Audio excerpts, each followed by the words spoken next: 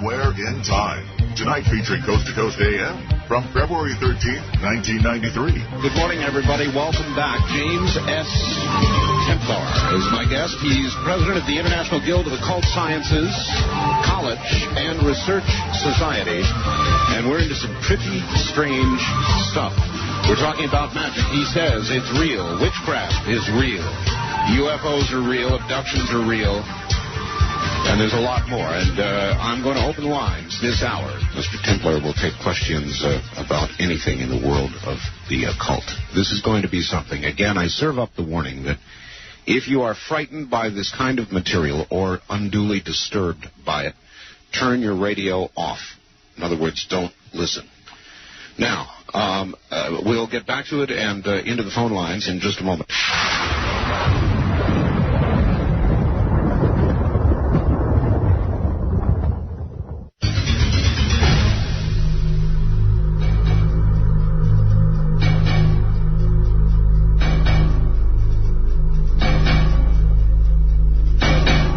All right. Here we go. If you're ready. Back to Palm Springs, California. And by the way, Mr. Templar, are you there? Yes. We have an affiliate right there in Palm Springs, KPSI. I wonder if you're aware of that. Yes, I am. They recently picked up your show. That's correct. Glad to be on in Palm Springs. All right. Is the answer man ready? Yes, I am. All right, Mr. Templar, here we go. On the first-time caller line, you're on the air Coast to Coast AM with James S. Templar and Art Bell. Hello, Art? Yes, sir. Turn the radio off, please. Radio is now completely off. All right. You are a first-time caller? First caller from Corvallis, Oregon. Wonderful. Mr. Templar's listening. Go ahead. Okay, I want to know how you tie the relationship between the UFOs, the extraterrestrials, and the spiritual beings which you believe to exist everywhere around us. Well, it seems like, as I said, they act just like demonic forces. Streeper mentions that he thinks they may actually be on this plane and come somewhere from inside this earth. And so they act just like spirits with the way that they psychically put someone to sleep and walk through walls. So there may be a connection here. Maybe demonic entities actually come from alien sources.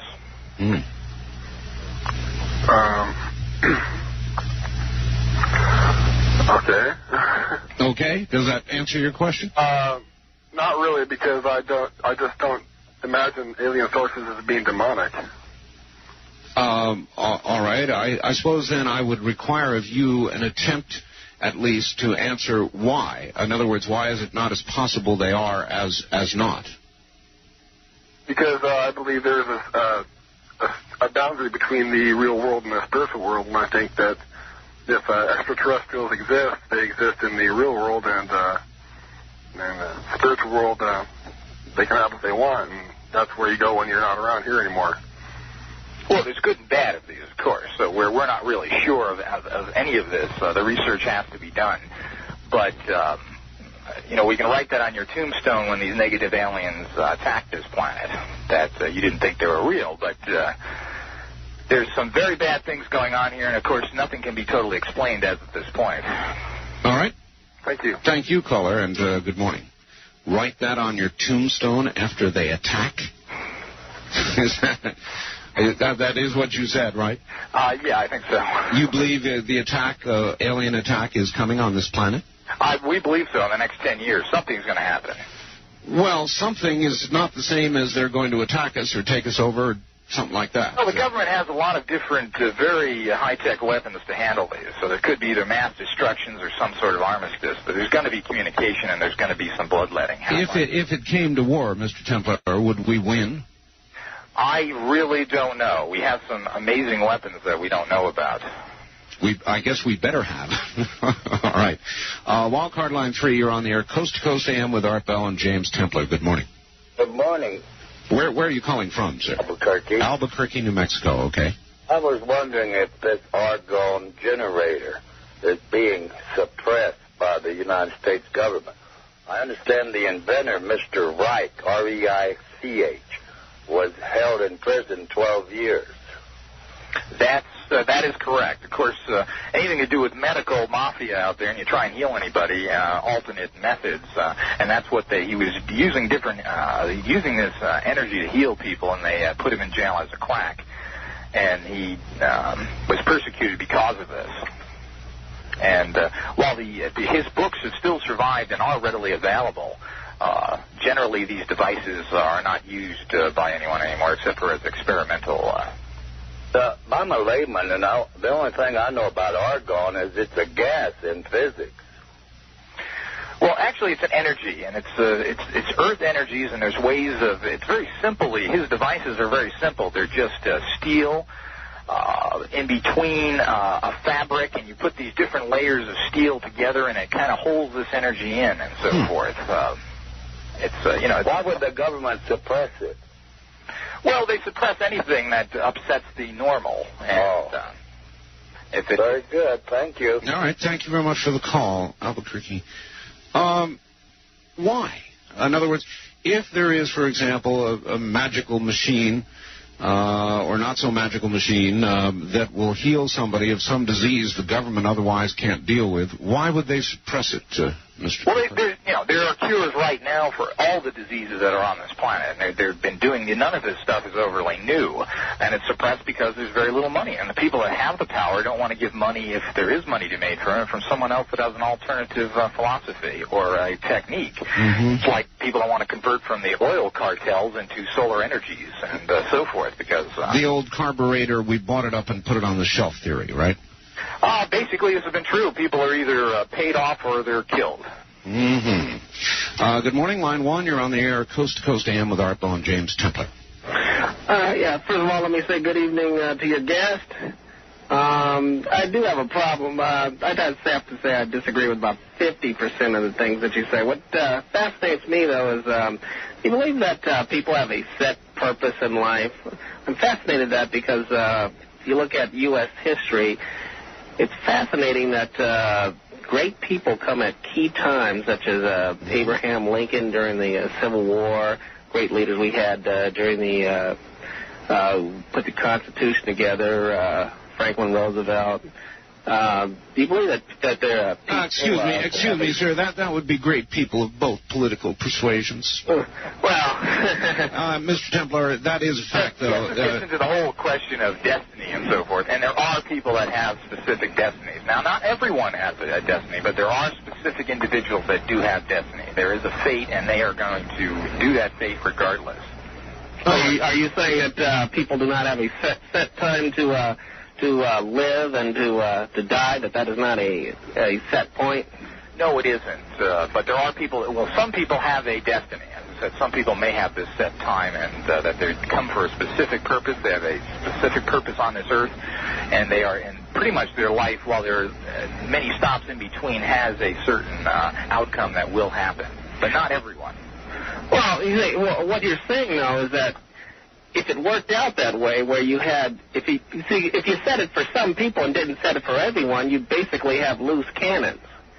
And it seems to me if it's set for some people, it would have to be set for everyone. Well, no, because there's only certain people that can do certain things. If everybody had this great goal in life to change the world, there would be billions of people trying to do things in conflict. All right. Thank you very much, caller. Mr. Templar, are our lives pre-scripted?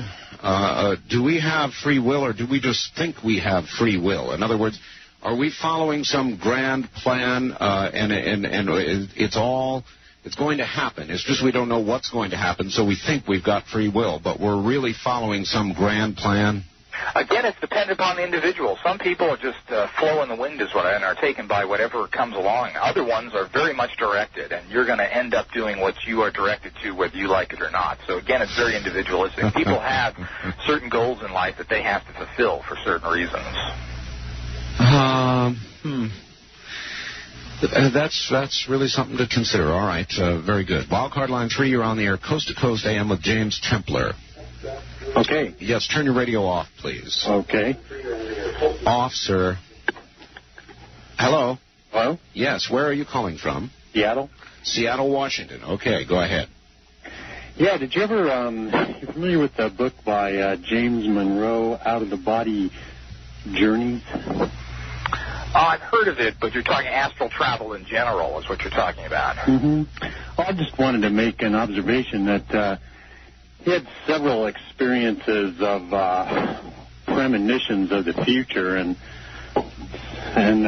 verified that a lot of them happened. One of them was he had this vision where he and his family were exiting a large city. He thought it was New York.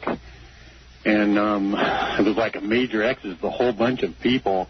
And he said that he saw that the sky was like filled with these extraterrestrials that were like attacking the city. And it was a very interesting book. I just thought that I'd mention this, you know. Well, all right. Let's see what he has to say. Are you at all familiar with the book? I've heard of the book. I've not read about it. I'm familiar with the writer. Now, these seeing things in dreams and so forth is very, very common. I mean, you just mentioned one where you saw... I was fully conscious when that happened. And you can do it fully conscious also. You know, it depends. Some people, most of the time, people see dreams, which is the typical way of doing it because they're in a consciousness state. But this is not unusual at all. And there's certain people under pressure situations in particular tend to dream of the future and get bits and pieces. It's very hard to put these together. When I said, Mr. Templar, that I really had this experience, I really had it. I have never felt it since, and I've never felt it before. But there was no question about it. I knew what was going to happen. In fact, I was being forced by something or somebody to pay attention. I'm forced. It was as though I could not control it. It came in waves. All right, to Seattle, Washington, on the first-time caller line. You're on the air. Good morning. Morning. An enjoyable show so far. Thank you. And to Mr. Templar, earlier you mentioned the possibility of a connection between some of these UFO aliens and esoteric beings that have been encountered. I was wondering if you were aware of Aleister Crowley's work with Enochian Beings. Yes, I'm familiar with that text and so forth. He uses supposed to be angelic-type forces. Again, there's an intermixing here that can't be ignored, and we just have to further investigate it.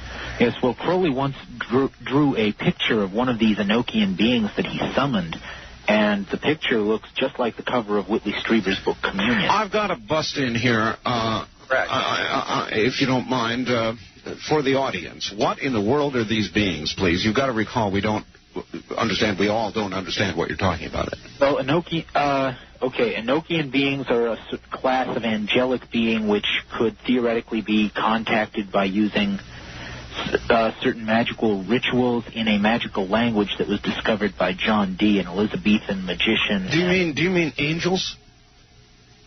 Yes, they are. They're a type of angels. Some are. Yes, but Aleister Crowley, who was a magician in the early part of the 20th century, drew pictures of these beings that he summoned, and they look just like these gray aliens that everyone is reporting that are doing the abductions. There's a lot of pictures and drawings of demons that have come to people over the years that look very similar to these alien beings. This is the connection that has never been really discussed before, and it's fascinating. Thank you very much, caller. Thank you. And good morning. James, when all is said and done, and all of this is over, and we finally know the truth someday, would it be your best guess that we're going to say, we thought these were human souls from beyond. They're not.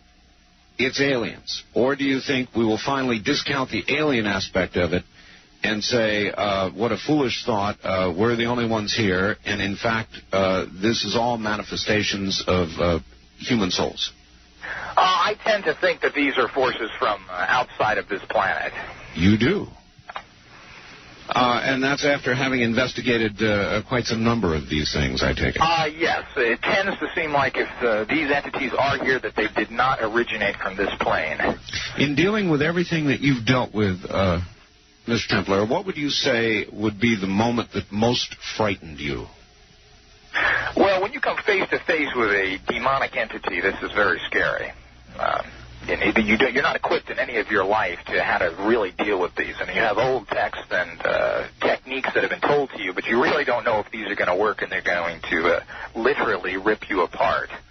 What do they do? I mean, do they split pea soup at you, or do they burn you, or what's liable to happen? Depends on the type of it, but they can actually physically attack you, hit you, scrape you, just like any other type of person could do to you. They can enter your body and drive you insane, where you actually kill yourself. They can go into your immune system. They can have things fall on you. They can manifest in many ways, but generally they can actually go into your mind and drive you insane. How can you tell if somebody is possessed?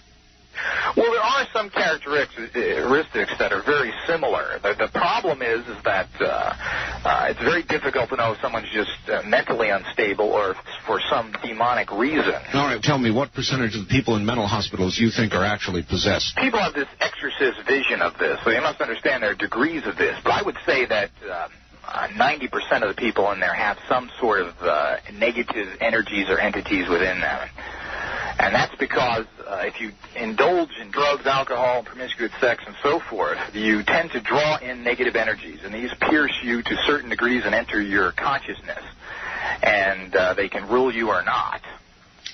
On the facts that you sent me in the small print at the top left, one of the things that you deal in, apparently, is something called sexual sorcery. What is that? Well, sex in general has been used for many hundreds of years, and it's well known in India and so forth, is actually channeling. You're channeling your sexual energies for a materialistic or practical purpose, and you have all these energies running around, and sex is a very powerful energy, and you can actually use this energy and project it for a material goal. All right, let me try it from this point of view. Can you get me Connie Chung? Again, see, if you know Connie Chung, you can affect her. If you don't know her, you can't bring in Madonna or win the lottery. You know, these are the type of things that is the whole fallacy going around about magic. Well, give Madonna to somebody else. All right, very good. Back to the telephones quickly. Good morning. You're on the air with James Templar in Las Vegas. Thank you, Mr. Bell. Mr. Templar, do you think that the world government is perhaps corroborating with the aliens and using mind-altering drugs, supercomputers, cathode rays, sound emitters, and other existing technology to shape the world views? Well, they are definitely communicating with the aliens. How much manipulating is going on, I really don't know. But there is a lot of manipulating going on, period. How much of these actual technologies you're talking about are being used, there tends to be everything going on. But to what extent, I have really no idea. Yeah, I was kind of curious about that. Thank you. Thank you very much for the... Oh, caller, where are you calling from? Oh, Reno, Nevada. Reno, and KOH, our affiliate KOH in Reno. All right. Well, you're an interesting person, Mr. Templar. How long have you been studying all of this? Well, I've been studying this for about 20 years myself. And, of course, I'm in communication with people all around the world that are feeding me information. And Why? Why did you begin to study it? Again, this tends to, I think it's a destiny factor. I think it's just what I was supposed to do, and I was just led into it. It's fascinating, and we've empowered ourselves so much in this society that this is one way of bringing back the power to you. But you must have had some brush with it or some exposure to all this that led you into it. Well, I've had a lot of precognitions and a lot of psychic visions and so forth, particularly during sleep cycles. And is your own psychic power strong, Mr. Templar? Yes, I'm what you call an adept at magic, and I'm not a psychic, as you would call it, but I know how to direct powers and how to manipulate them. So you are adept at magic. That's the way you'd put it. Yes. But even using all that adeptness, you cannot get me Connie Chung. No, again, it's out of your sphere of influence. Yeah, all right. Hold on just 1 second. This is Premier Networks. That was Art Bell hosting Coast to Coast AM on this Somewhere in Time.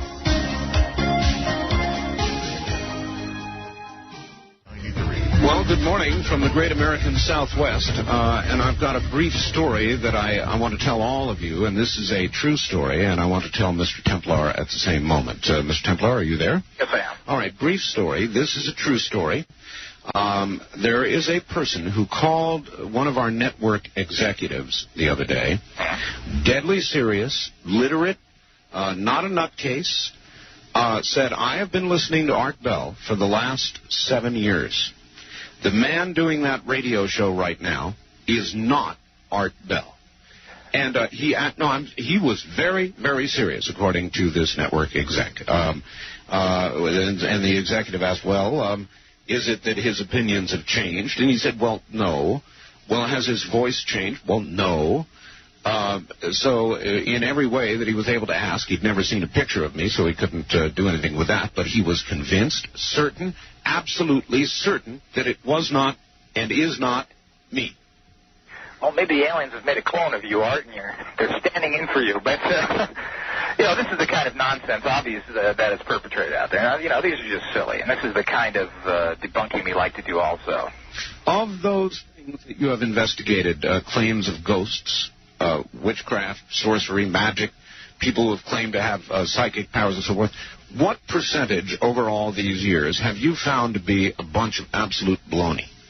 Well, there's so much misinformation, not only from non-occult people, but people in the occult, because they study only one little area, and they have only information coming in from one little area. We have information coming from around the world. We study everything. And generally, there's a good 30% of what people think are metaphysical things happening that are not. So that means a lot of people forking up money to talk to spirits, et cetera, are talking to frauds. That's correct, and there's a lot of that going on. And some of these people are very well-meaning, and they actually think they are channeling in something, and they aren't. They're deluding themselves. This is the problem with anybody who gets in these areas, is that they may be very honest, but they're just deluding themselves. Why should I believe you're in the 70 percentile group? Well, again, none of this can be proved. But my philosophy is nothing can be proved anyway. We don't know what the common cold or acne is. So, all right. To the first-time caller line, you're on the air, Coast to Coast AM with James Templar. Where are you calling from, please? I'm from Tacoma. Tacoma, Washington. Yes, sir. How you doing, Art? I haven't heard your voice in about 3 years. It's been a while, I guess. Anyway, welcome back. Glad you're here. You're going to have to speak up good and loud. You're a little weak there, so ask your question, sir. Okay, I'm just curious. Since they're convinced that... I'm having trouble. I can't... I can barely hear him myself, but I'll relay it. So go ahead, ask your question there in Washington. Okay, since he's convinced that the occult is real, how come no one's ever been able to claim the prize that James Randi offers? All right, that's a good question. Thank you. The question is, since you claim the occult is real, though you do offer up that there's no absolute proof, why has nobody been able to claim the James Randi or the Randi prize? Well, first of all, these things tested under the conditions that he asked, many of these things can't be proven, and it's very, very difficult to put somebody on the spot and have them function this way. But from what I understand, there's somebody actually suing Randi, and he hasn't come through with his money. And, of course, no matter what you tell Randi, he's going to come up with some sort of lame excuse of what has happened or not happened. So, I take it you find him sort of an annoying burr. Well, he doesn't believe in anything, and I think he's living in his own little capsule. Have you ever considered throwing a little negative energy or... Well, I guess I better not ask that. Line 2, you're on the air, Coast to Coast AM with James Templar. Morning. Good morning. Yes, I'd like to ask Mr. Templar a question. And, Mr. Templar, you said that nothing can be proven for sure. Is that correct? Well, generally, yeah. I believe that in the scientific realm also. Okay.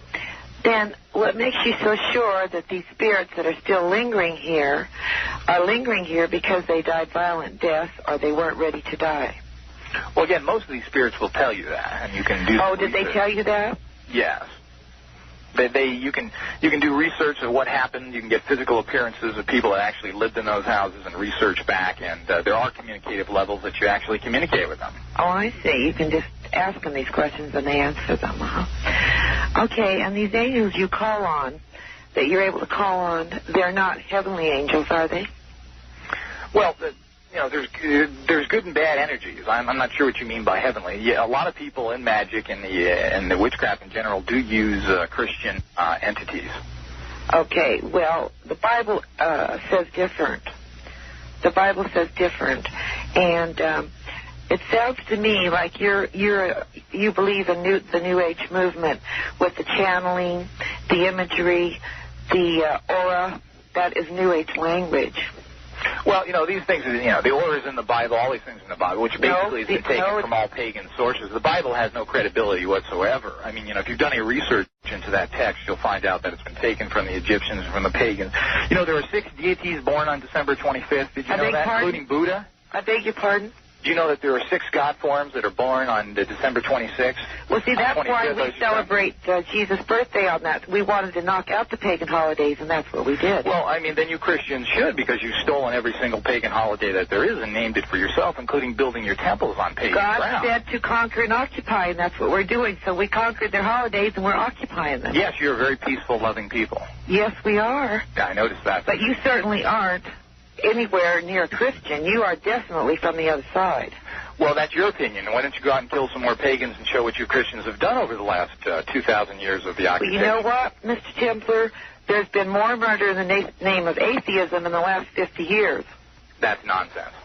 Oh, no, it is? What about Stalin and Hitler? How many did they kill together? Now, Hitler considered himself a Christian. No, he didn't. Yes, he did. He certainly did. He considered himself getting the Holy Grail, and everything else was hooked up to Christianity. Anybody can say that. I could say that I'm the Queen of Sheba. That doesn't make me the Queen of Sheba. Well, you know, the bottom line with any thought form or any you're in the New Age movement. I'd heard you mention God, imagery, aura, reincarnation, and what you people do in the New Age movement is try to mesh that together with Christianity. No, I don't think people should deal with Christianity at all. I beg your pardon? I don't think people should deal with Christianity at all. It's infected But people. you did mention you believed in God.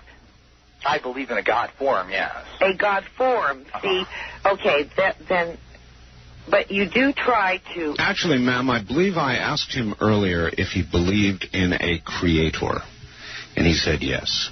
Oh, who does he think the creator is? Good question. What about it, Mr. Templar? Well, it isn't a 2,000-year-old belief system. I mean, some of these belief systems go back to Atlantis and 50,000 years. I mean, it's a little new religion that it only is a really small part of the You're not answering the population. I'm waiting too. Who is the creator, Mr. Templar? Well, it's an energy. It's a force that no one really ultimately knows what these are. The creator is. I don't have names for it. I think it's kind of silly that a human can actually you're an authority on the subject. Well, to think a human can understand what a creator is and exactly how it works, I think is quite silly. All right, ma'am, I'm going to stop it right there, but you've been a good call. Thank you. Okay. Right. Well, there you go. There's your first, Mr. Templar. Fascinating.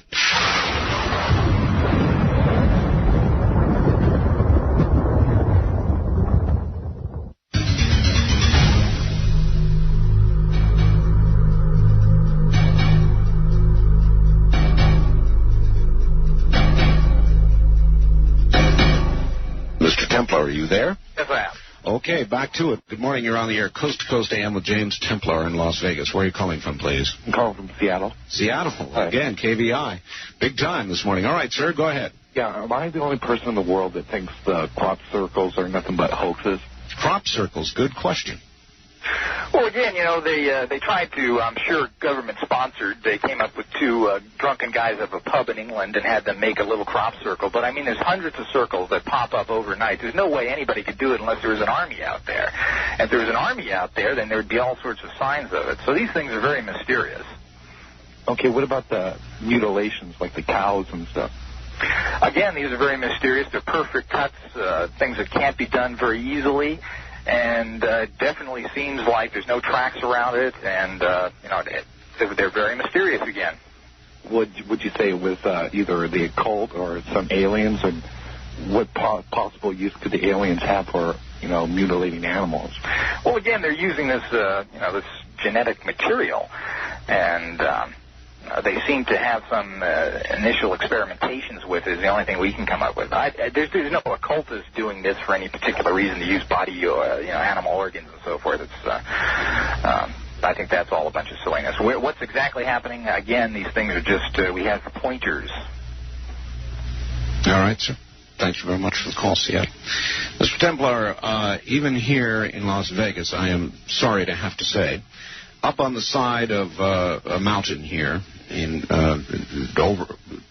towers over the town, they have found signs of ritual taking place, occult, satanic rituals, signs of sacrifice, the candles, the paraphernalia, It's going on around here. It seems to be going on around everywhere. What is that, please? Okay, yeah, this whole, there's a small group of people that are doing negative practices out there, and it's totally overblown by the media, yet I haven't seen a Satanist on television that's stealing money from people to build condominiums or is getting involved in hookers like Swagger did. I mean, it's a very small portion, and these people ought to be watched and prosecuted if they are doing any of these. I know, but Swaggert's fall from grace, Mr. Templar, does not diminish in any way for most Christians their belief system. I mean, it is a fallen man. Men are but men. Yes. Every day I see molestings from priests and ministers in the paper constantly. I think we ought to be watching where the real trouble is and not let be... Fair enough, Mr. Templar, but it sounds as though you've got it out for Christians, and I'm going to some degree defend them. You hear about it because it is the uncommon, not the common. Well, they attack everybody, and if it's something that makes you happy, fine, go for it. But basically, Satanism and animal sacrifice go back to Christianity. It has nothing to do with occultism. All right. Drink blood and eat the flesh in their ceremonies. Baptists drink a glass of grape juice. Now, if I was to tell somebody in my magazine that you had to do a symbolic ritual of eating flesh and drinking blood, I'd be labeled as a Satanist and be hunted down. Yet the Catholics do this every day. On the first-time caller line, you're on the air with... James Templar in Palm Springs. Good morning. Art, I just got one thing to say. No, you don't, because you can't call on that line. Wildcard line 3, you're on the air. Good morning. Oh, hello? Hello. Turn your radio off, please. Got it off. Tell us where you're calling from. I'm calling from California. All right. You're on the air with Mr. Templar. Just wanted to ask Mr. Templar if I can get any more information on his society. I'm very interested in it. Oh, don't you know we're going to give you some information. Mr. Templar, what does your society, if somebody like this lady writes to you or calls, whatever it is you allow, what might you send her to inform her? We're happy to send out some free information on the organization. We have an 800 number you can call after the show, which is 800-395 4467, and whoever's interested will send out some free information on the organization. Yeah, I lived in India quite a while and got very familiar with their magic. When is that phone line open, please, Mr. Templar? That'll be open right after the show, whenever I'm assuming after 6 o'clock. I mean, is it normally open 24 hours? Or? Yes, there's a tape on there, and the normal times generally anytime after the best bet. We'll call you back if you leave a message. All right. Well, there you go, ma'am. And you were mentioning India. Go ahead, please. So while I was in India, I saw some instance of their magic, and I am a firm believer in it. And I've been trying to get information wherever I go. At one time, my life was saved through something like this. I was in danger, and my father and a guest staying with us and our night security men heard me screaming for help when I hadn't screamed at all. I wasn't even aware I was in danger. What we're saying is that there's all sorts of mysterious powers out there, and to overlook them that could possibly be some help for yourself or for society, it is foolish. We need, at this time when society is in such decay, we need to look for alternatives and use them. And these things have been around for a long time, and they shouldn't be ignored. And, you were talking about magic can kill. We saw an incident off it, a perfectly healthy man killed by magic. In what manner, please, ma'am? Showed up at our house one day and asked my father to take care of his wife and children because he was going to die. And my father says, look, you're a perfectly healthy 32-year-old. And he says, Saib, you don't understand. He says, I have been wished to death. So we sent him to the hospital. We had physical done. We had him hypnotized. We did everything. On the day he said he was going to die, he sat down in the middle of the road and said, my time has come, and he was dead. Well, did a truck hit him? No, nothing. He died, just died. So we asked his relatives if we could have an autopsy done. There was no reason at all for this man to die. He was a perfectly healthy, approximately 32-year-old. All right. Thank you very much. Indeed, Mr. Templar, there are many times when people die without discernible cause. Many times, even despite an autopsy, they are simply unable to discover the cause of death. Have a lot of those people been killed by magic? Well, I don't know if a lot have. It's not easy to kill somebody with magic. Let's get that right off. It does happen, but it's not something that is easily obtained or easily done. So, again, we really don't know how many of these actually happen. There's some very mysterious deaths, and there's things that have been linked to people being, quote, cursed. All right. I joke about it, have joked about it on the show, but suppose a whole bunch of people with great psychic power were to get together and try and figure out a way to psychically burst a blood vessel in the temple of Saddam Hussein. Could that be done? Again, yes, generally here. The problem is a sphere of influence problem here again, because if you can do that as a group, you're changing the entire planet, and there are spirit guides that won't allow this to happen. All right. First-time caller line, you're on the air with James Templar in Las Vegas. Hi. Hi, how you doing? Fine. Where are you calling from, please? Tucson, Arizona. Okay, we don't have a lot of time here, but go ahead. What is your question? Perhaps just listening to your program, we would both agree that there's good and there's evil. Now, is there a possibility there's good aliens and bad aliens? All right, that's a good question, Mr. Templar. The answer to that? There's definitely good aliens. The problem is they don't seem to be too interested in helping us. So that's the only problem that I can see. So the good aliens then are more or less indifferent to the human plight? Well, they seem to have this Star Trek mentality, is what I call it, is they don't want to really interfere. The philosophy is that ultimately when push comes to shove, they will come to our aid. Wildcard line 3, you're on the air in Las Vegas with Mr. Templar. Yes, I hope to be intelligent when I say this. I'm a Christian, and... You mean you want to try to hold your temper? No, not at all. I just want to come across as intelligent. Okay, good. Well, take a deep breath. Tell us where you're calling from. Marin County. All right, let her rip. Basically, I would say that if what you're saying is true, then Jesus came and died for nothing. And the Bible's a waste of time, and that we should all just, chuck it in and go fishing. The Bible tells us that we should test the spirits, and any spirit that denies that Jesus came in the flesh is not from God. I used to be a believer in what you are talking about now, and I found that as a Christian, there are things called familiar spirits, and what they do is they imitate and act like people that have passed away, and the whole point is for them to deceive people like you into believing that they're somehow subject to you, and somehow that you can do some good. All right, caller, hold it right there. Mr. Templar, is it possible indeed that you have been deceived, that what this caller believes is correct, and one day in the end you're going to find out that he's exactly correct? Do you acknowledge that as a possibility, or are you surely certain that it is not so? I think that's probably is ridiculous. Probably. More people are deceived on the other side. If Christianity works for you, fine. Just don't force it down other people's throat and persecute them. But you do acknowledge that he could be right. No, I don't really acknowledge that. And again, if you've done any kind of research on the Bible, you really find where it's come from and how it's pieced together, etc. If it works for you, fine. Any comments, caller? Yeah, I would simply say that who was Jesus, and if he wasn't who he says he was, then he was an incredibly stupid and deluded man. And why do people who are not Christians consider him to be a wise and great man? Thank you. Who was Jesus, Mr. Templar? Well, again, I don't believe there was a Jesus. The Jewish writers at that time never mentioned Jesus. I believe there's only one comment of a quote, Jesus-type person by the Romans who kept excellent documentation. So there doesn't really seem to be much evidence involved in any of this. Why would you, with what documentation does exist, which many would claim is substantial, of the presence on earth of Jesus, consider that less likely than many of the things that you have investigated that, in fact, have much less documentation to support them? Well, Christianity only was used and propagated by the sword. They murdered people if you didn't believe in them, millions. And, that speaks for itself. People weren't converted from, quote, paganism because they wanted to. They were converted by the sword.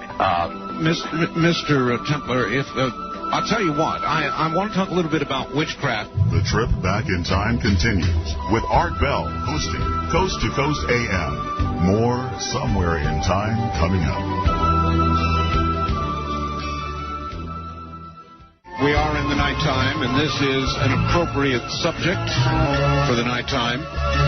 It's pretty frightening stuff, some of it magic, Magic, witchcraft, which I'm about to inquire about, the occult, ghosts, things of that sort. James Templar, my guest, president of the International Guild of Occult Sciences College and Research Society in Palm Springs.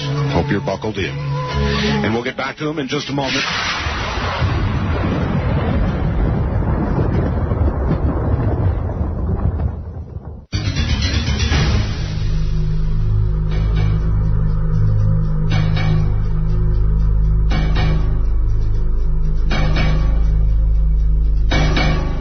And now, back to James Templar. And are you there, James? Yes, I am. Okay, your public awaits.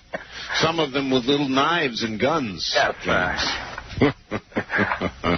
Remember, folks, our first-time caller line / east of the Mississippi River line is area code 702-385-7213.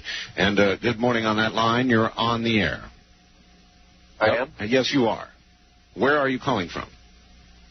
Seattle. Seattle.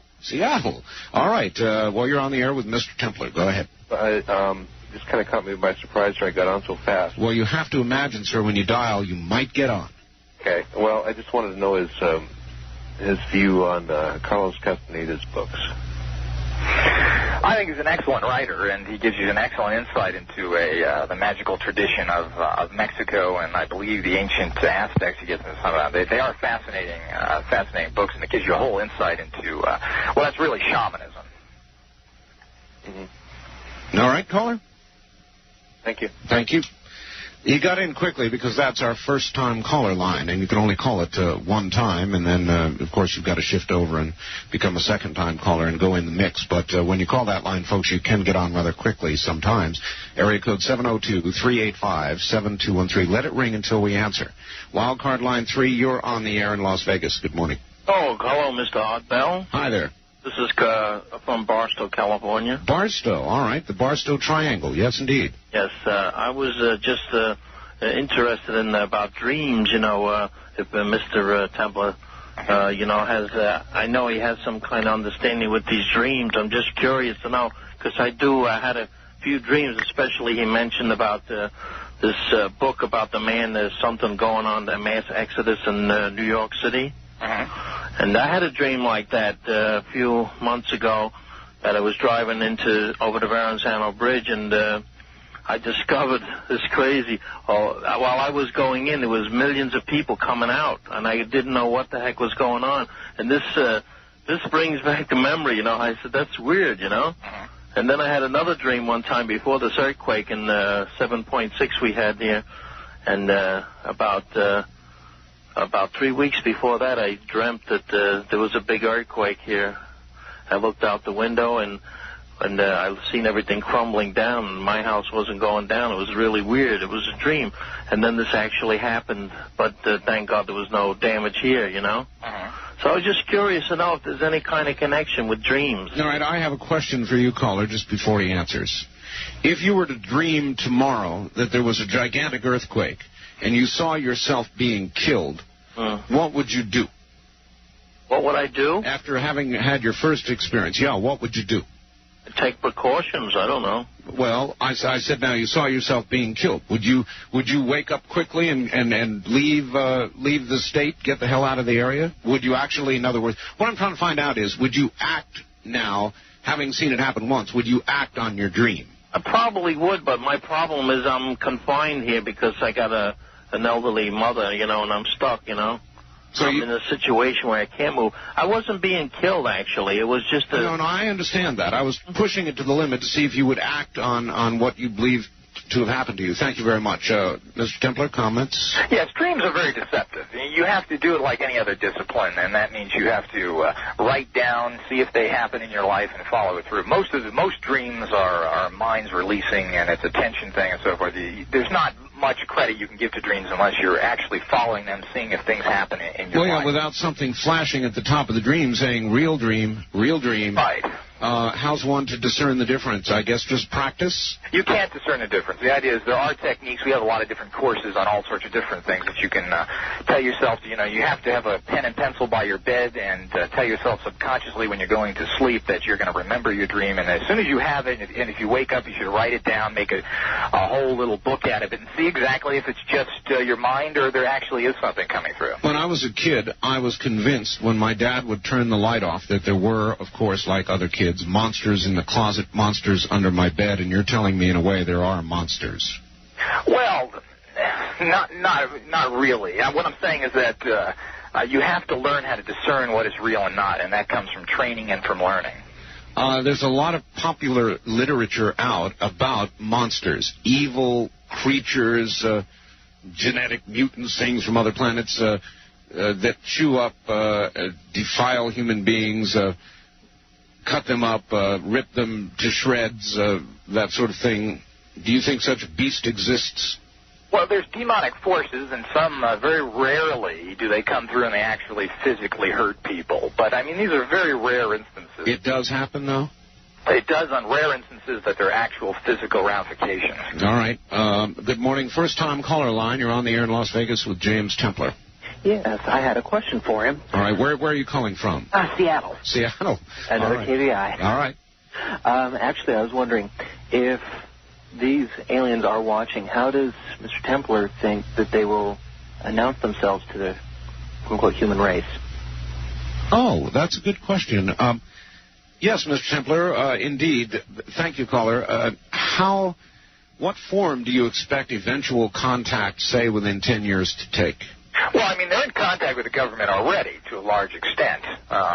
In terms of how the regular populace will hear of them, I think it's just going to happen one day. They're just going to announce that they've been here, and the government's going to come out and say that we've known this for a long time, but now we have to because there's some major problem that may happen here. I suppose somebody will dub it Spacegate. Wildcard line 3, you're on the air, Coast to Coast AM with Art Bell and James Templar. Good morning. Good morning, Art. Hi, where are you calling from, please? Salt Lake. Salt Lake City, KTKK. Yes, you have a question? Yeah, I've got two quick ones real fast. All right, I'm going to relay this because I doubt he can hear you. You're not very strong, sir. Go ahead. Okay. The first one I wanted to ask him to go on about here once I get off the phone is his studies on what he's doing and how it relates to the martial arts. I believe that was mentioned during the introduction. No. And second of all, I wanted to ask him a little bit about what I call premies or premonitions. When you don't, it's hard to explain it. Maybe he can get it better or explain it better than I can. When you know something's going to happen, but it's not a little voice that tells you, and it's not. It's one of those things that are kind of hard to happen. But if you become accustomed to them and act on them, a lot of times, I'd say 90% of the time, these things actually happen. All right, sir, we're going to have to hold it there, and I'm going to enlarge. We'll take his last one first. People, Mr. Templar, who have learned to act on their intuition, if you want to call it that, or premonition, if you want to call it that, they've learned to cultivate it and act on it. Are these the people in this world, Mr. Templar, who are successful and generally excel or are seen to be unreasonably lucky and excel? Very, very much so. And if you notice, if you read any type of literature on people who are real successful investors and so forth, they tend to have this little voice talking to them, telling them to do this or do that. And they feel a common thing is the gut reaction. Oh, I feel it in my gut. And most very successful people have put a heavy amount of emphasis on these areas of their lives. And we all have this. How many times have we reached for the phone and it rings? Or, the stories are just endless of people that feel a relative dying. Yeah, it goes both ways. Not only in terms of the choices. Life is nothing but a constant stream of choices, left road or right road. Which way do I go? So it's not just that, but it's also the negative. A lot of people will have bells ringing in their brain all over the place when they're walking into an area that's going to be trouble for them. Isn't that correct? That is correct, and a lot of people have saved their lives like that. How many times have you went into a place, whether it's a store or you're walking in a place in the dark, and you feel real negative energies from it? Oh, yes. Real bad. Oh, yes. And these are the warning signals that you get from your mind telling you something is going to happen. How many times have you go out and you lost your keys to your car, and it takes you 2 minutes to find it, and then all of a sudden you're driving down the road and there's an accident there that happened 2 minutes ago? These are all the type of psychic tools that are not scary. They're not anything great occult or hooked up into weird areas. These are forces that you should learn how to use so you can better your life. Mr. Templar, I actually do that. And unfortunately, though, I must admit that more times than not, I've been in a position of saying, damn it, I knew this was wrong. I knew I shouldn't have done this. I had the feeling, but like an idiot, I went ahead anyway. So you're kicking yourself around. Well, if you do some basic little psychic trainings, these type of messages will probably be effective to you 80% of the time. They could save your life. All right, indeed. Line 2, you're on the air in Las Vegas with James Templar and Art Bell. Good morning. Good morning. Well, in the book of Revelation, it says that there was war in heaven, and Michael and his angels fought against the dragon and his angels.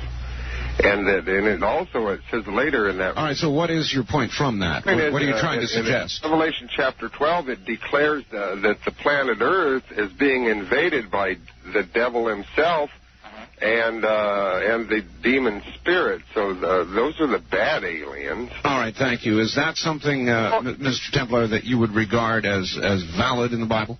Well, again, most of these stories are taken from other places, and there is some validity to that. I mean, it does. You must remember, these are written in ancient times. They wouldn't describe. Mr. Templar, wait a sec. You're finding convenient in the Bible, and naming is why there's something to that, you say, where it seems to support your case, but where it doesn't, you scoff.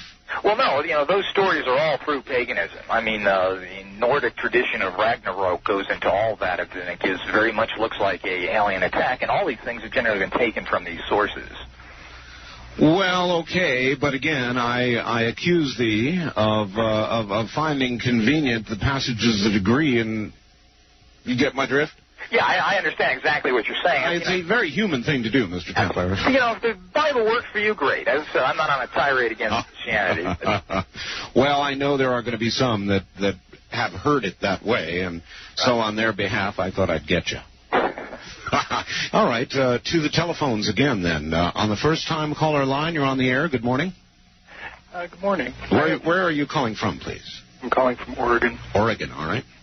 I have 2 comments and a question. All right. All right. I've been involved with law enforcement now for about 16 years. And the type of covens and witchcraft that are being talked about are more widespread, I believe, than your guess would indicate. I've also had to do some background and some studying on the subject. I wanted to say one thing about Mr. Crowley. He was described by your guest as a witch. One thing that's not widely known, I guess, unless you can go into his background, is that the type of witchcraft he was involved in was, and I won't get graphic, but it was sadistic, it was sexual, it was, as a matter of fact, it was so extreme that he lost a son. All right. Well, we're really getting an awful lot of ground here to cover, sir. Hold on just a second. All right, that's my question. My question for him is this. He's talked about having success in dealing with these things. My question is, what does he do? What authority does he use when he comes up against this that finds himself be able to prevail? All right. Thank you. And a good question it is, Mr. Templar. By what authority do you challenge any of these beings or attempt to help anybody free themselves of such a possession? Again, most people use traditions that they're involved in. Traditions means whatever belief system. Some people use Egyptian god form energy. You can use Celtic. You can use Nordic. You use energy forms to combat them with, and they're very effective. In terms of Crowley and so forth, I have no use for Crowley. I don't like his magic. I don't like his writings or anything else. He has survived, and I have absolutely no use for him or his writings. And in terms of satanic crime, you better start watching these ministers that are molesting hundreds of children instead of... and the renegade... I know. We have, in fact, there's a story about a priest molesting children who did it here in Las Vegas back in the 60s, I think it was, and that's running in the news right now. So it does happen, but again, in defense of them, the priesthood, that is, there are very few that do it, and when they do, it's a great big story. As far as I'm aware, there's never been one Satanist brought to trial that has been convicted of killing babies, doing all these things you hear about. You know, the Christians did this to the Jews initially, and they accused them of being baby killers and everything else. And quite frankly, law enforcement is so ignorant in this field that they can't really judge one thing from another. And so you're saying really means nothing. You're saying they see it then where it doesn't exist, or they imagine it where it does not exist? They see a little symbol and they don't really know what it means. You know, just like last night you were talking about the swastika and everything else, and that's a perverted symbol that the American Indians have used. They use it in Tibet and everything else. Well, certainly, but no matter who used it well or drew it well, the Nazis ruined it. I'd like to say we are watching. We find anybody involved in these practices. We do all we can to stop these people. We have no use for anybody doing that. We find animals extremely sacred, and actually I feel they're higher species than the humans. And if we catch anybody doing this, and we disseminate quality information, I don't, as I said, Crowley's... I understand. Listen, if this were a few hundred years ago and we were in New England, would we be hearing about you getting warm toes soon? I'm sure it would. I mean, they've killed enough of people, millions. All right. Line 3, you're on the air. Good morning. Morning. I'd like to ask Mr. Templar, as a second-generation abductee, I'd like to know what a connection could be with, let's say, the little grays or small beings. You're saying you have been abducted, or are you simply the offspring of someone who has? Oh, I have been abducted. You have been. As in my parents also have. But what I'd like to know is with some more or less positive abductions, there's also some very, very negative ones. And I'd like to know if the entity that comes in while you're sleeping periodically and would attack you, pull off covers and do, sexually attack you. Are these also the grays? Does he have any idea? Were you attacked in this manner? Yes, I was. Sexually attacked? Yes. Now, that's a pure demonic attack. That really has no connection to the aliens, unless they're intertwined, which is what we're investigating. But that's a very typical demonic attack. It is, huh? That's bad news. I didn't really want to hear that. I understand. Because the grays came a lot, but then right in the middle, within like a week's time, this other thing came, and I couldn't... Well, don't feel helpless, and don't let a lot of these grays come in because they manipulate you, and you've got to let them in. You fight these things. People are scared. Learn to get up your courage and fight these things. And the same thing with the demons. There are ways of fighting these entities, and that's the part of the message I'm trying to put out. Don't feel hopeless like all these UFO shows. You feel like you want to go out and commit suicide. The idea is to challenge these things and to let them know that you're not going to be a pushover. Okay, well, lately I have been doing that in the last couple of years, and I haven't been bothered. My kids haven't been bothered. I've stood up for it. And they're cowards, and they don't like to be confronted, and they're not set up for battle, these grays. They're like all sneak thieves. The minute they find any kind of resistance, they tend to run for the hills. I've noticed that. Okay. All right, ma'am. Thank you very much for the call, and keep the covers up there around your chin. I will. Yeah, all right. Mr. Templar, fascinating. I saw a movie recently, which I've got in my collection. I collect movies, which was entitled The Entity. And as I recall, it was a supposed true story, or taken from events that were purported to be true, and it involved a sexual attack, the repeated sexual attack of a woman. It was very convincing. I believe at the end of the movie it suggested, though now infrequent, these attacks continue to this very day. And it said where she was living. I think it may have been Arizona or something. What do you know about that? This is common. This is not an isolated incident. There are many of these demonic entities that draw their energy through sexual contact, and it's not unusual. Again, if you knew where to go, those problems can be solved. Wow. hold on just one moment. We'll be right back in this continuing saga. Isn't this some morning? Isn't this some morning? We'll get back to it in just a moment. My guest is James Templar. This is Premier Networks. That was Art Bell hosting Coast to Coast AM on this Somewhere in Time. Oh, man. We're into one this morning. James Templar is here. He's president of the International Guild of Occult Sciences College and Research Society. If you have questions, we have answers. Mr. Templar, are you there? Yes, I am. Are you a witch? Well, I don't consider myself a witch. Most people don't understand what people that are called witch. Most witches are from the Wicca tradition, which is a pagan religion. It's a pagan religion with magical overtones. Basically, it's a religion, and they use some magical techniques. A pure witch would use magic techniques, and I consider myself, I use different magical techniques, but I really don't have a term for myself. How about warlock?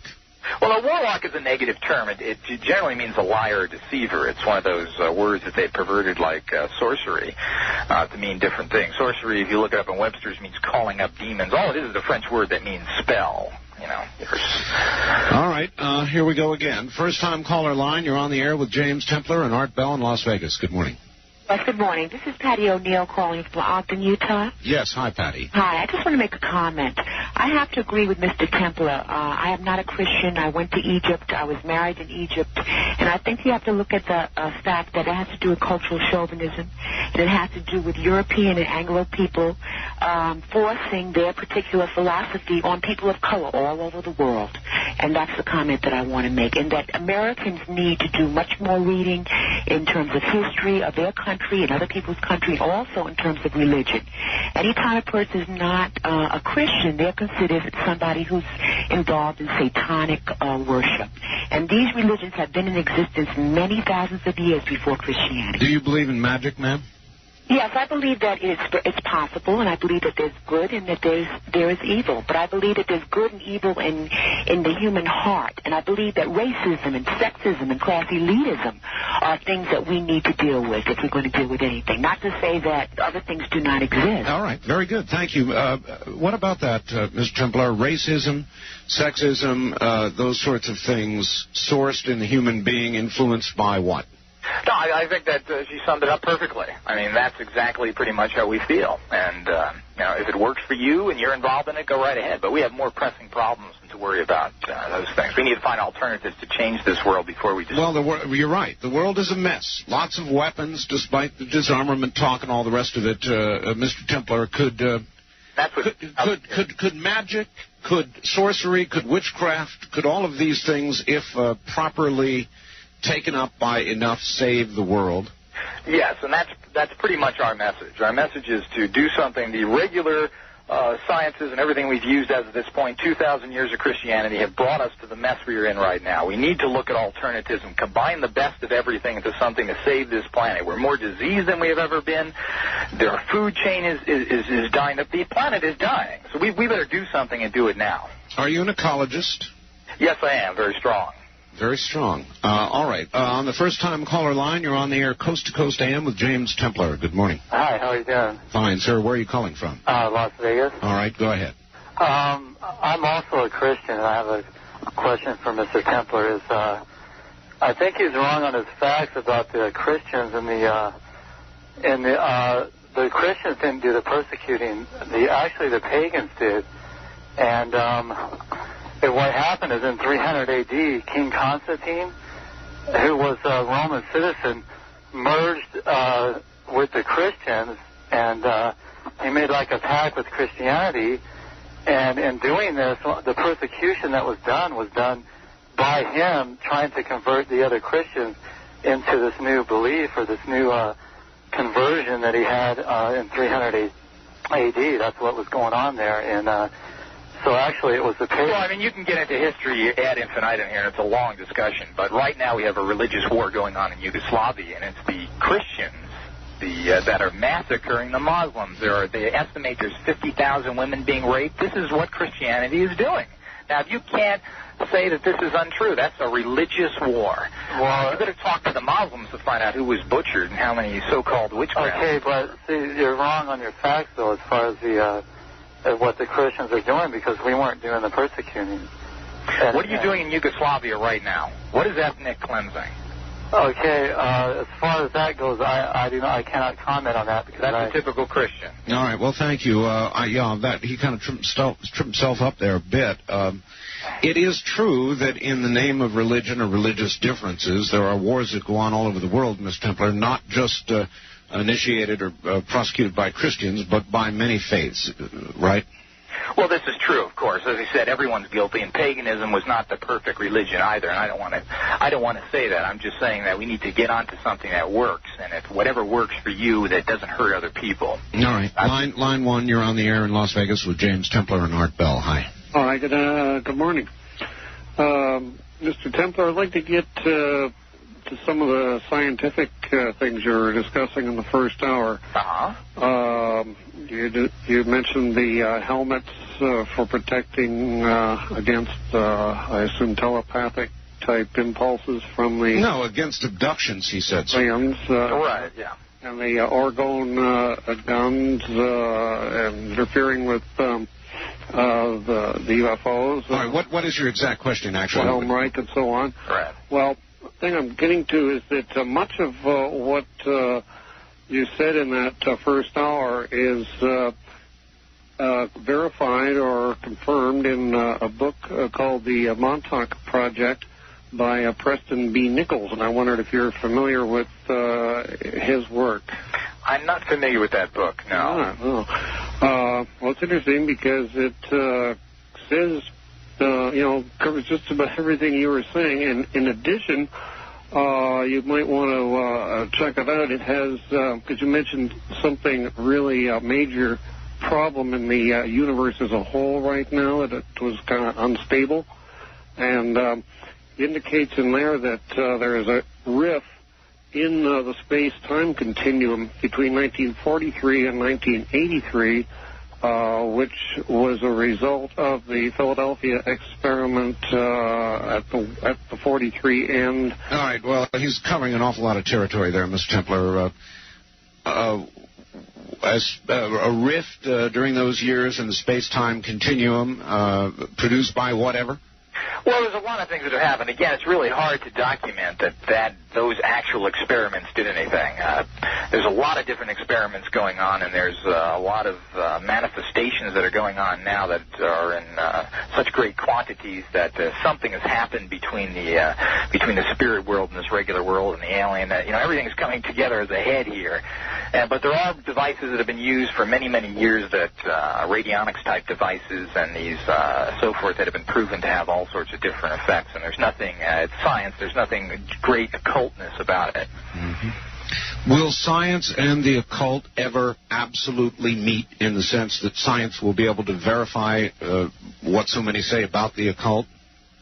Well, it used to be the occult and science were one and the same, and that your scholars used to practice both, and that's what we need now, because we need to have different answers to things. The old answers are not working. So this is an interesting aspect. You're suggesting that these are indeed ancient things that were once regarded as science, and slipped away from us somehow, and now are only regarded by people like yourself and others who believe.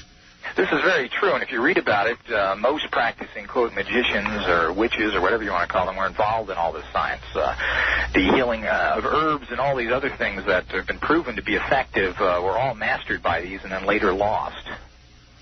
All right. Good morning. On the first-time caller line, you're on the air Coast to Coast AM with Art Bell and James Templar.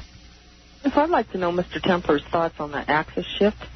And why are we experiencing so many earthquakes and volcano eruptions? And are these two things related?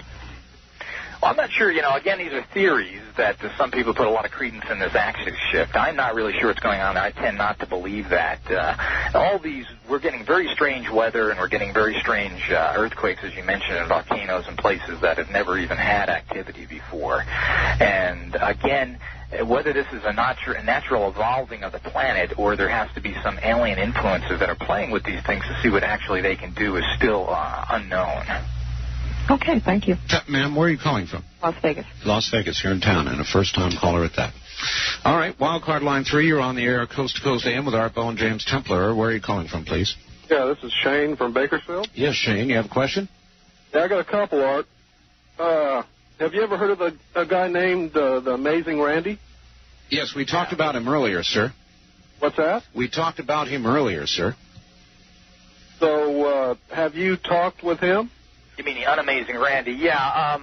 The unamazing? Generally, I've not talked with him personally, but, it's amazing that there's a whole society of debunkers out there who spend their entire life trying to disprove something. Maybe they go off their butt and prove something for once and change something instead of just standing out there pointing fingers. Okay, James. He will give you $100,000 if you can prove what you're saying. From what I've understood, that he's not come through on his deal on many occasions. No, you can't pull that with me, man. It doesn't work like that. Every time somebody... we don't really care who we prove anything to anybody. It's really unimportant of proving. That's into your little mindset, not ours. No, that's the problem. You cannot prove anything you have said. You prove to me what electricity is, the common cold is, and how to cure acne, and I will agree with you. See, you did and Shane, to be fair, Randy also can't prove the negative. That's right. He can make the offer, but he can't prove it either. That's right. See, it's like you state the fact that you think is a fact, and you expect everybody to believe it. We state that these are research, that people have to look into these things and take the alternatives here instead of just being negative and working with the old ways of doing things that obviously are not working. Well, what do you do for a living? This is my living. Yeah, I knew it. You got a book?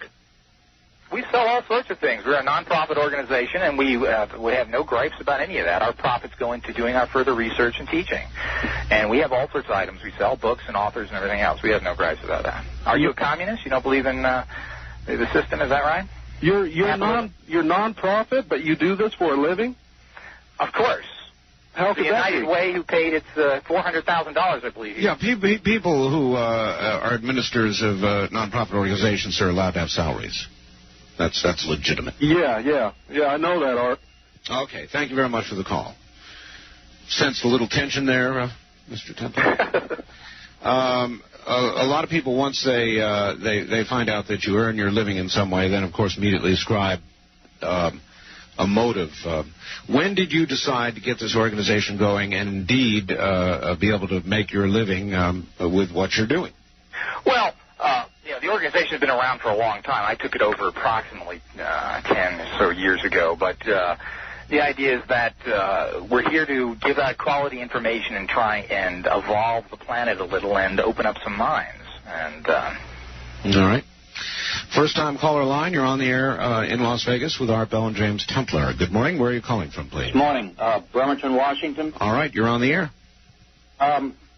I fell asleep listening to Rush Limbaugh, and when I woke up, you were talking to this James Templar, and I just wondered if he believes that these psychic mediums that are so popular, people like Sylvia Brown and George Anderson, are real, or are they fakes, or what? Actually, sir, it's only been 5 minutes since you've been asleep. Mr. Templar came along and disintegrated Rush. Oh. Anyway, your question was...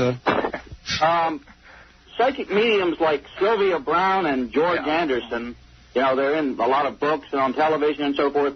Are they real, genuine mediums? Can they put me in touch with someone who's died, or what? That is a good question. Thank you, Mr. Templar.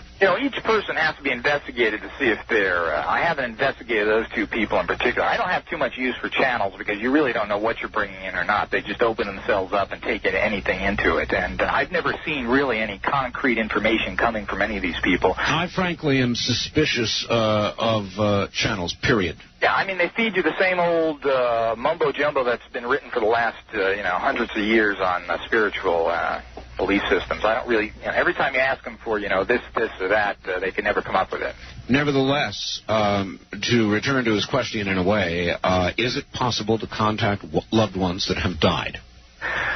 It seems that you can. There's very few people... Again, these things don't happen every day, but there are people that can tap again into these spirit realms. All right. Line 2, you're on the air, Coast to Coast AM with James Templar and Art Bell. Yes, Mr. Templar, Yeah. Have you ever had the occasion to read the biography of a lady in the first part of the last century, the first half of the last century? Her name was Anne Catherine Emmerich. I don't know that exact book. Well, if you ever do get a hold of her biography, it was done, incidentally, by the chief gun in the literary circles of that time, a man called Clemens Brentano. And she saw all these things that, and would agree with many of your conclusions, in contemplative state of prayer. And she described briefly, and in detail in some cases, about the whole three hierarchies that existed. All right, sir, we're almost out of time.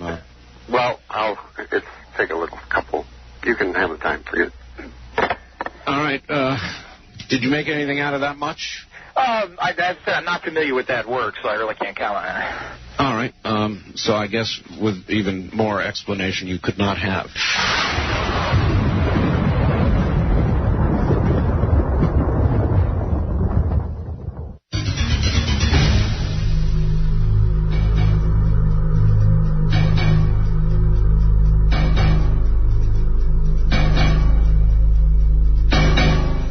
Are you there, James? I am.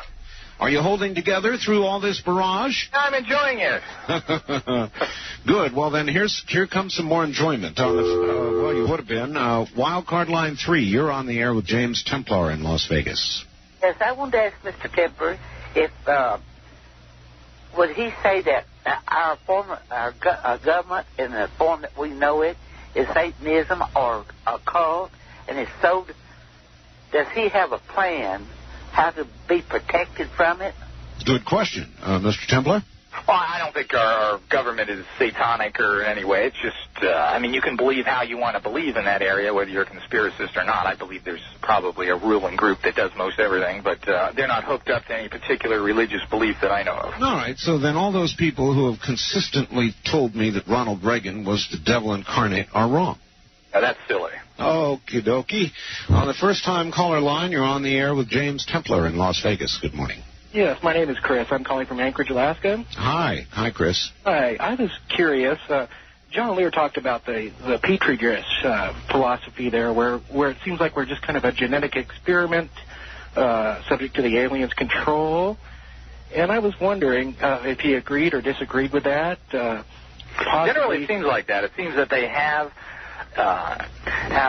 experimented with this society, and if you look at certain technology and so forth, and even the way the ancient Egyptians looked, the way they shaved their heads, they look very much like the Greys and so forth. But it does seem like they've used us as kind of a experiment. Do you foresee maybe a possible termination of this experiment, maybe according to John Lear, like around the turn of the century? Something's going to happen. We are coming into us in about 10 years. We're not sure how violent or what's going to happen with it and so forth as of this time. Do you think that maybe human beings have become maybe something gone awry and perhaps something that the aliens or whatever might fear or perhaps dread? Well, I don't think, considering how the humans are acted in general, them not having too much respect for us is pretty normal. I mean, we're destroying this planet. We really don't take care of anything. Our society really hasn't built much. So they probably look at us as a lower life form as we look at a person or an animal, I should say, in the zoo. Well, I understand that our technology is advanced far enough that we might be able to, do something about what's happening. But is it true that maybe we might be just being spoon-fed the technology and that there is vast technology available to us that we're not even aware of? Well, there is vast technology that most people aren't aware of. There's all sorts of different weapons and so forth. But I don't know about being led or spoon-fed by the aliens themselves. All the details of these things are very unknown. There's a lot of disinformation, and it's really hard to pinpoint what's real and what's not. I guess on a final note then, do you think that we're possibly in our final days or maybe just beginning? Oh, that is a good one. Thank you, caller. Mr. Templar, the final days. I don't want to get in pessimism here, and as I said, there's ways of fighting these entities, but we have to be aware of this like everything else, and there is something going on. We can't ignore it, and we've got to ask for answers. Don't you, though, see some parallels, my friend? In other words, a lot of the religious people are constantly calling me. You're a listener to the show, so I know that you know it's so, and talking about prophecy and saying, yes, these are the final days. And here's Mr. Templar not exactly your number one Christian, who's also saying, the ball game may be over or at least severely challenged inside of 10 years. Aren't these similar prophecies? Well, all ancient writings have these ending stories with them. There's very similarities. But I'm more concerned about getting some awful disease and dying of it, eating poison food and having my entire environment die out from under me. All right, Mr. Templar, we've got a break for the news. Stay there. We'll be back. The trip back in time continues with Art Bell hosting Coast to Coast AM. More Somewhere in Time coming up.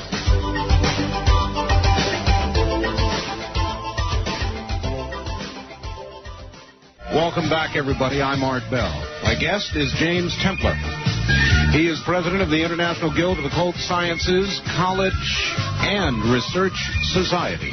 We're talking about all aspects of the occult: magic, sorcery, witchcraft, life after death, UFOs.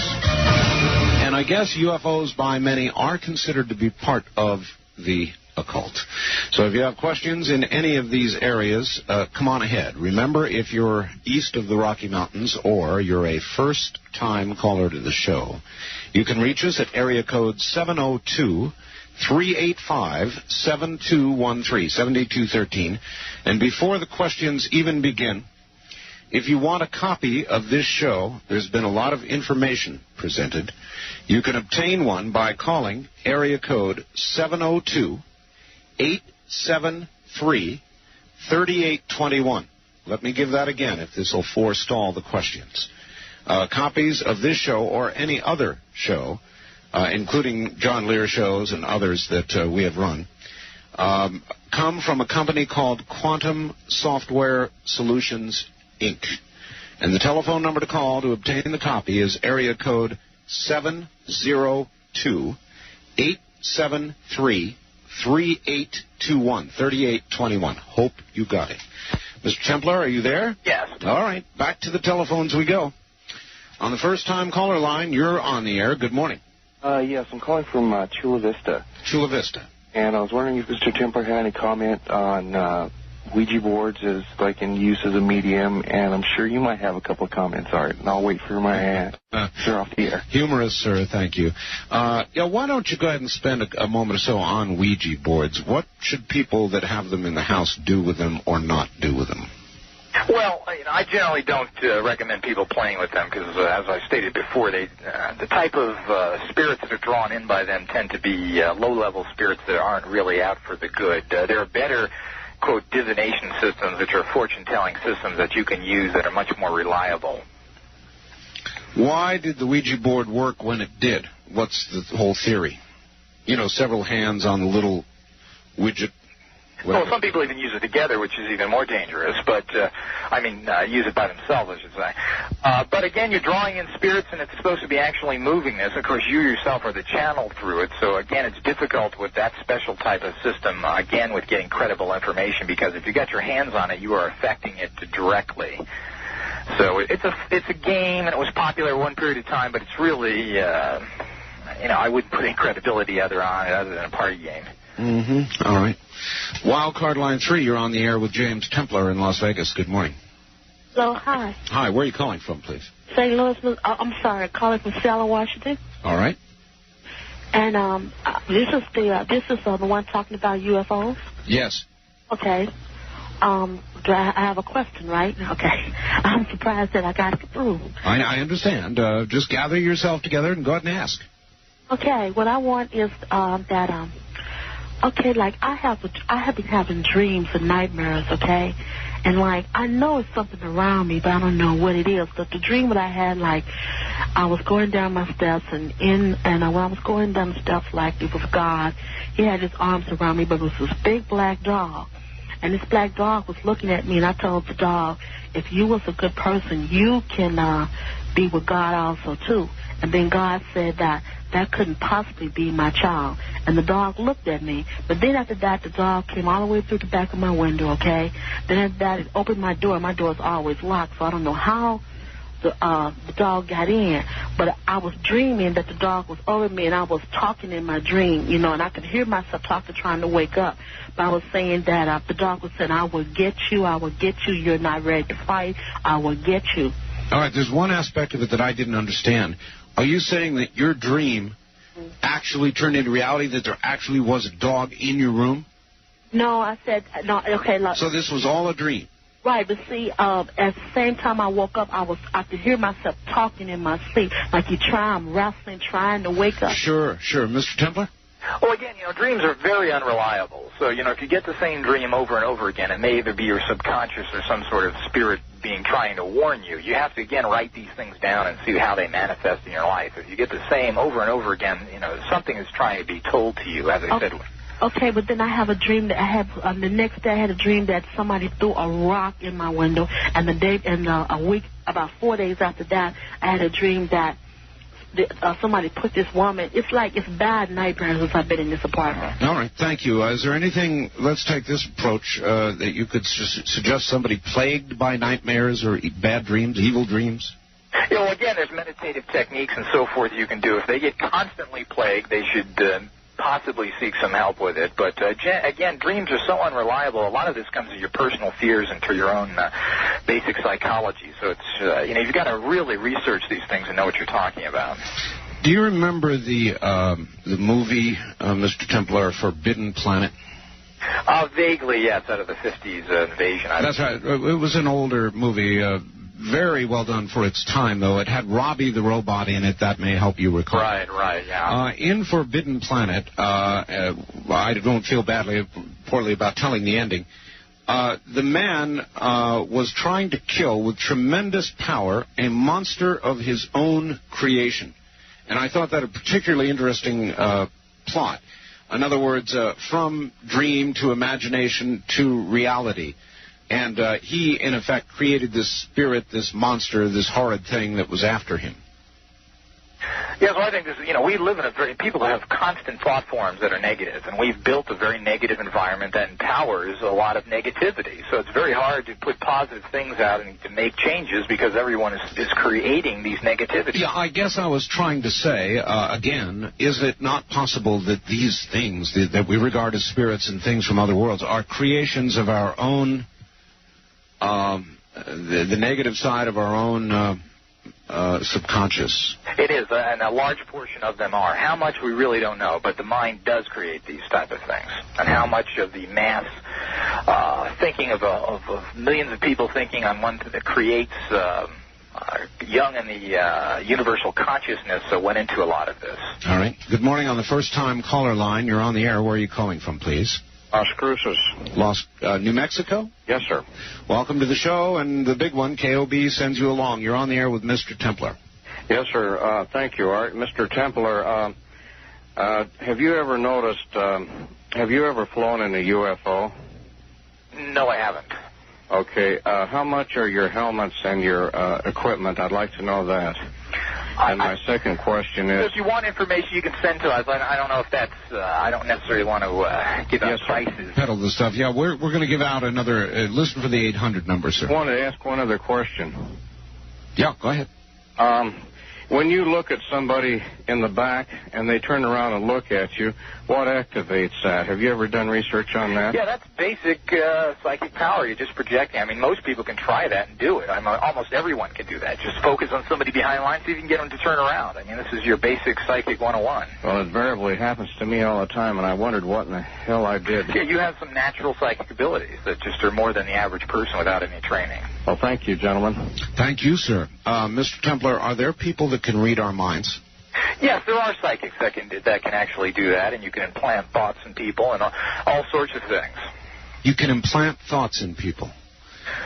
Give me an example. Something they would then regard as their own brainstorm, that sort of thing? Well, this is actually a form of how magic works. A lot of people do this in the nighttime when someone's sleeping or they're most vulnerable, and you can actually implant a thought in someone's mind. Part of these psychic helmets do the exact same thing, and you actually affect someone in their subconscious, and they believe that that's their thought.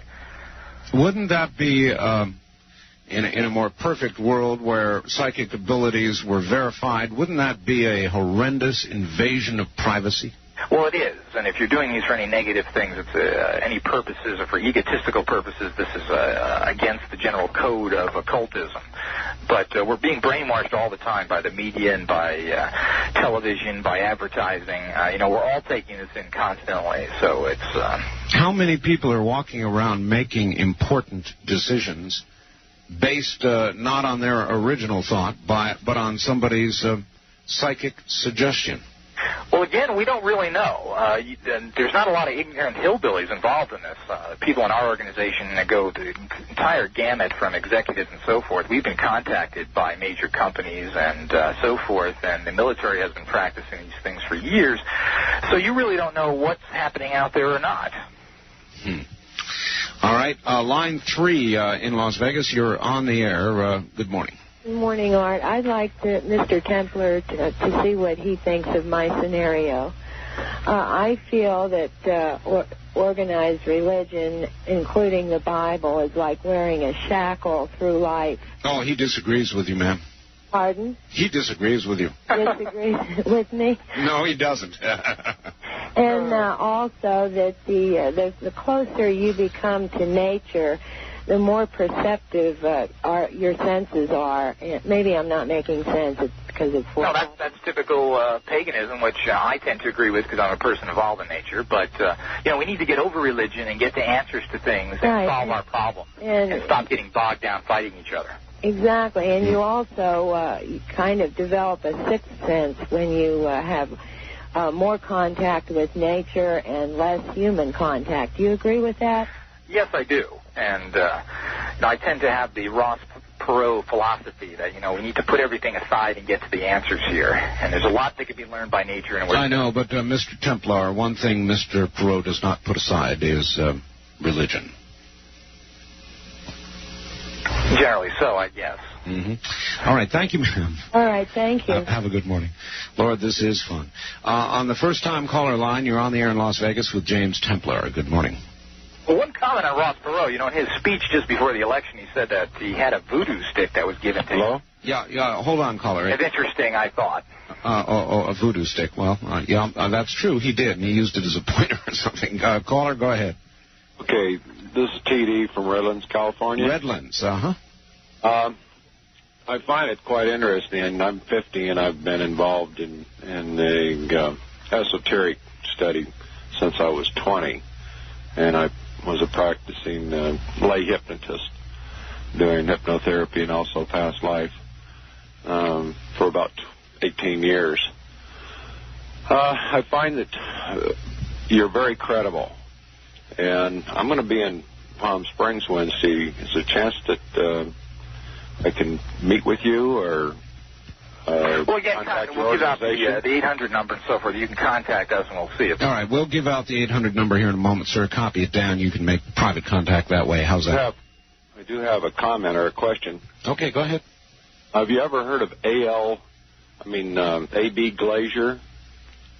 A.B. Glazier, no, I don't. The name doesn't ring a bell with me. He wrote what's called the Modern Human Comp Courses. I'm not familiar with those. Well, I've got a lot of videos on him, and this is some type of philosophy that hardly anyone has heard of, but it's one that, after 30 years of study, I find it's the most plausible. Since we haven't heard of it, what is the philosophy, basically?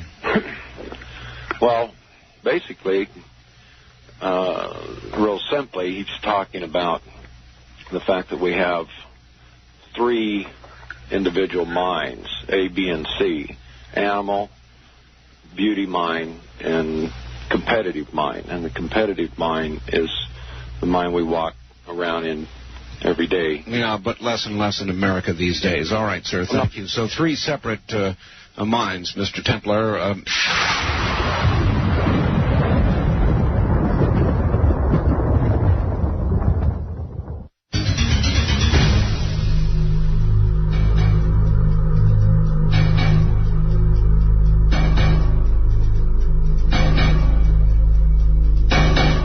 Line 1, you're on the air in Las Vegas with James Templar. Good morning. Yeah, good morning.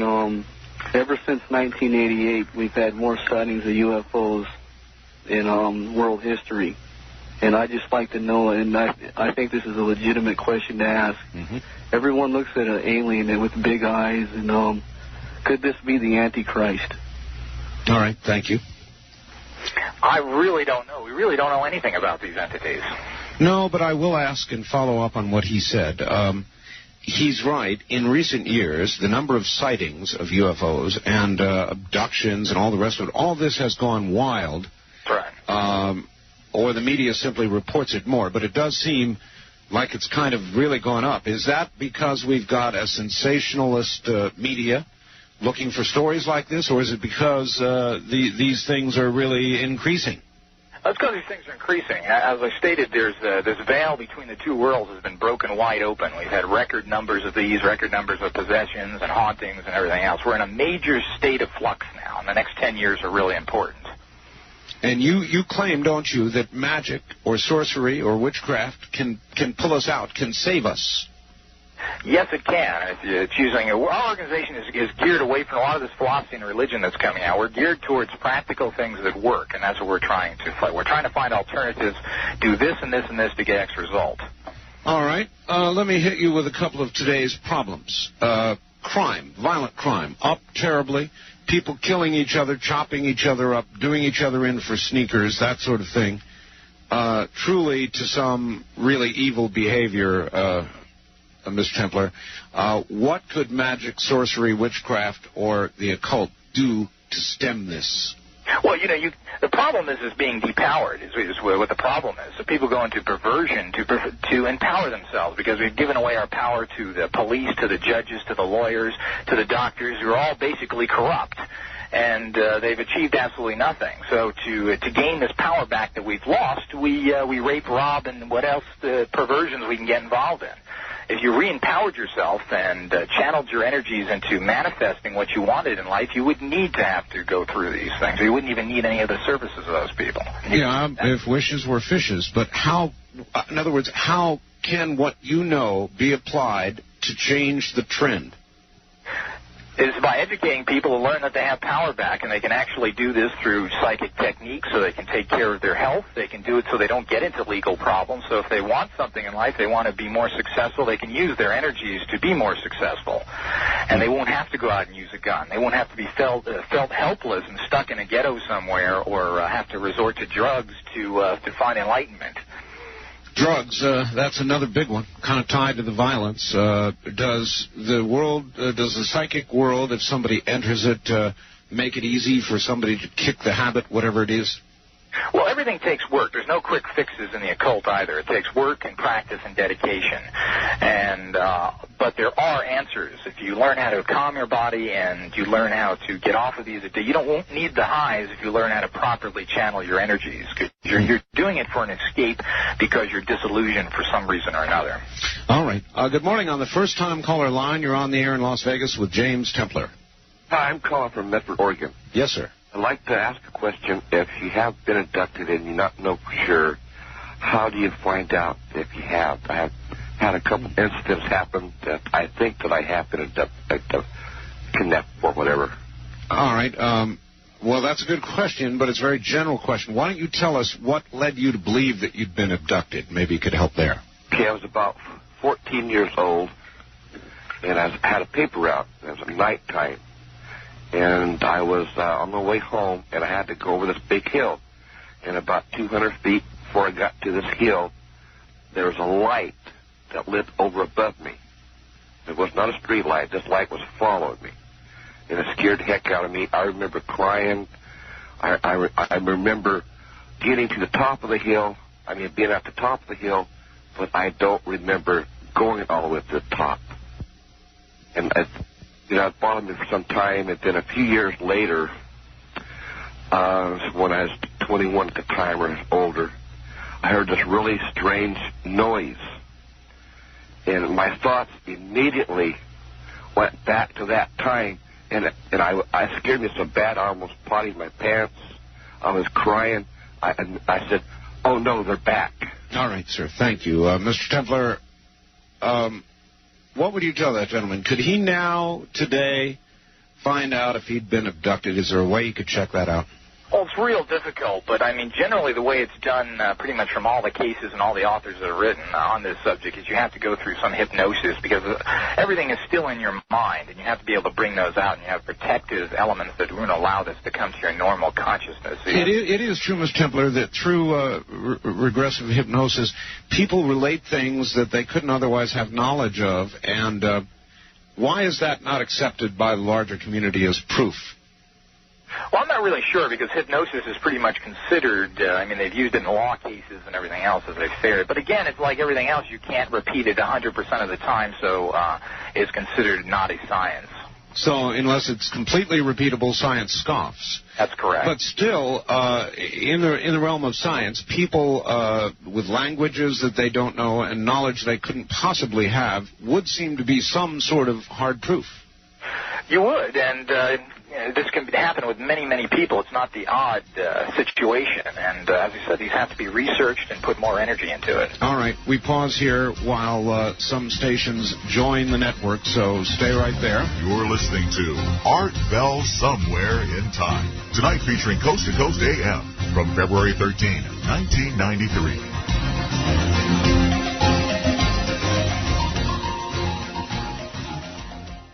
Morning, abductees and inductees and whatever reason has you here. Welcome and glad you're here. If you'd like to join us, pick up a telephone. We are that close. And, Mr. Templar, back to it we go. On the first-time caller line, you're on the air. Where are you calling from, please? From Reno, Nevada. Reno. Yes, sir. I wanted to ask Mr. Templar, does he believe in Satan and his demons? Well, Satan is part of a specific belief system of Christianity. There are demons and there's negative forces out there, but Satan only really comes from the Bible. Because I heard you mentioning a lot of times spirit world. Then who is the spirit world? Well, there are demon entities out there. There are positive and negative forces. So good and evil, God and Satan, that type of spirit world? Yes, it's like everything in life. There's generally a positive and negative of everything. He pretty well agrees on the entities, sir. The disagreement seems to come on the source. On the where the spirit world came from? Yeah. Okay, so if you don't believe in the biblical spirit world, what other spirit world could there be? Well, there's a whole spirit world. Christianity is only 2,000 years old. I mean, you're talking about religions that go back, 50,000 years, if you want to really go ancient. So these are nothing new about any of these philosophies. Okay, because I'm thinking about, like, the Israelites were commanded not to go after other gods, and if a prophet or a dreamer of dreams said, let's go after these other gods, that person would be stoned to death. And I kind of didn't know how to label yourself as to what you should be called. But well, how many healed and partially healed wounds are on your forehead, Mr. Templar? Well, the love God has a lot of disciples that are filled with hate. Well, that's true. I mean, when you were mentioning the ethnic cleansing in Serbia, I was thinking that even Israel was commanded to cleanse their nation of all these idolaters. Well, I'd look at any belief system that states to cleanse any other group very leery. All right, sir. Thank you very much for the call. Right. Yes, indeed. Wildcard line 3, you're on the air in Las Vegas with James Templar. Oh, good morning, Art. This is Bonnie. Did you ever get any information from George Green? Not as of yet. No, Bonnie, where are you calling from? Well, I'm calling from Clear Lake, California. No, not yet. But he's right in Carson City, I found out. Mm-hmm. And I'd really rather be hearing him. But did you see sightings tonight? No. Do you have a question for the guest? Well, yeah, it had to do with Ouija boards. All right, well, hit him then. Well, he's just claiming sort of everything. He's sort of like a charlatan. But tonight on sightings, they had these army guys and one girl who did this thing, and it came up with some incredible predictions that came true. They went AWOL from Germany. They were so astounded by it, and they weren't even court-martialed because the information was coming true. Did you get all that, Mr. Templar? Yeah, I did. I mean, you can use, it's like it's the difference between being a caveman and going after a proper divination system and somebody who's more of a scientist. There are just better ways of doing it. Some people, like anything else, have some natural abilities. They pulled in something interesting, and this is usually the exception rather than the rule. There are amateurs and there are pros, is another way to put that, man. I'd rather be talking about real UFOs like George Green does instead of this malarkey. All right. Well, I think that she should be cautioned for calling it malarkey, because whether it's George Green or John Lear or any of the other UFOologists, most of them will talk of connections, some of them more extensively than others, but many of the UFOologists feel there are connections to exactly the kind of thing you're talking about, Mr. Templar, because I've interviewed a lot of them. I know. Line 2, you're on the air in Las Vegas with James Templar. Good morning. Yeah. Hi, Art. This is Bill from Las Vegas. Hi. How you doing? I have a question for Mr. Templar. I wonder if he knows what year he's living in. Well, obviously that's a trick question. That's obviously I know what year we're living in. What is the point of that? All right, go ahead, caller. Just spring the trap. 1993, right? And it's 1993 years from what? What are you talking about? It's a Christian calendar? Is that what you're talking about? Well, it's your calendar also, isn't it? Well, it's a Roman calendar, so the idea is that. Of course, the days of the week are named after the Nordic gods. Oh, Did you know that? No, I didn't. I wouldn't think you would. Okay, but it is 1993 years after Christ, after the divine, correct? After some supposed mythology book states. Well, what does BC stand for then? I don't need a history lesson. What's the point of this? You obviously have your belief systems. If you're happy with them, keep them. I don't think you should shove it down everybody else's throat or murder people in Yugoslavia for it. Okay, the point is, if Christ, you say, isn't documented, which he is majorly by a bunch of different writers, not just one Roman writer. I mean, if you look into Pontius Pilate, you'll find a lot of documents on the crucifixion of Christ and also the resurrection. Just take a look in the Encyclopedia Britannica. I don't really go by any of those sources. Most scientists, or I should say researchers in that, are coming from a prejudiced point of view, and they really don't know what they're talking about. We don't have any Encyclopedia Britannica is a Christian. There really doesn't have any documentation. No books have really survived. We got bits and pieces of records. We're trying to interpret all sorts of things, and it's, the validity, as I said, every religion depends on a belief, just like paganism does. And if it works for you, fine. But to try and make it scientific, whether it's pagan or Christianity, is a fool's errand. Well, I think it's a lot more documented than what you're trying to make a lot of people believe in, and I think you're leading people right down to the path of hell, and unfortunately, you're doing a good job because you're deceiving a lot of people that happen to not have studied into it at all. All right, thank you very much, caller. Well, that was the kind of caller that your talk show host warned you about, Mr. Templar. You're leading all of us down to hell, the path to hell, and you must have at some of your quiet moments concerns that you might be doing that. Not really, not at all. I'm getting out information. We have people in our organization that are Christians, and they believe the way they do. We give people technology. We hope they're based in positive. We always state to do things positive and try and change the world for the better, whether it's you're a Christian or not. Just don't harm other people, and if you have a belief system, you shouldn't shove it down my throat. All right. First-time caller line. You're on the air in Las Vegas with James S. Templar. Well, Art, I heard a comment at the bottom of the hour you must have thought real interesting. Which one was that? That's the one about self-empowerment. Why would you think that? Well, because it seems to me that over the years as I've listened to you, I've never called because I've always thought it was too absurd. But I'll tell you what, that man had a message for you if you'd listen very carefully. And what was the message? The message was that since your parents were both military and so on. Oh, I know your voice. You've called all the time. You're not even a first-time caller. In fact, you're a big fake. Goodbye. Miss Templar, I've become very good with voices. Nothing psychic about it. I know his voice. He's a complete idiot. Line 3, you're on the air. Good morning. Hi, Mr. Templar. Yes. Yes, are you familiar with Claire Prophet? Yes, I know of her organization. Oh, yes. The organization I'm not concerned with. I'm talking about the methods. Oh, methods. Methods? Yes. Methods. Why would you choose to talk about that instead of her prophecy as compared to what he... Her methods are how you build your understanding, that's all. Oh, I see.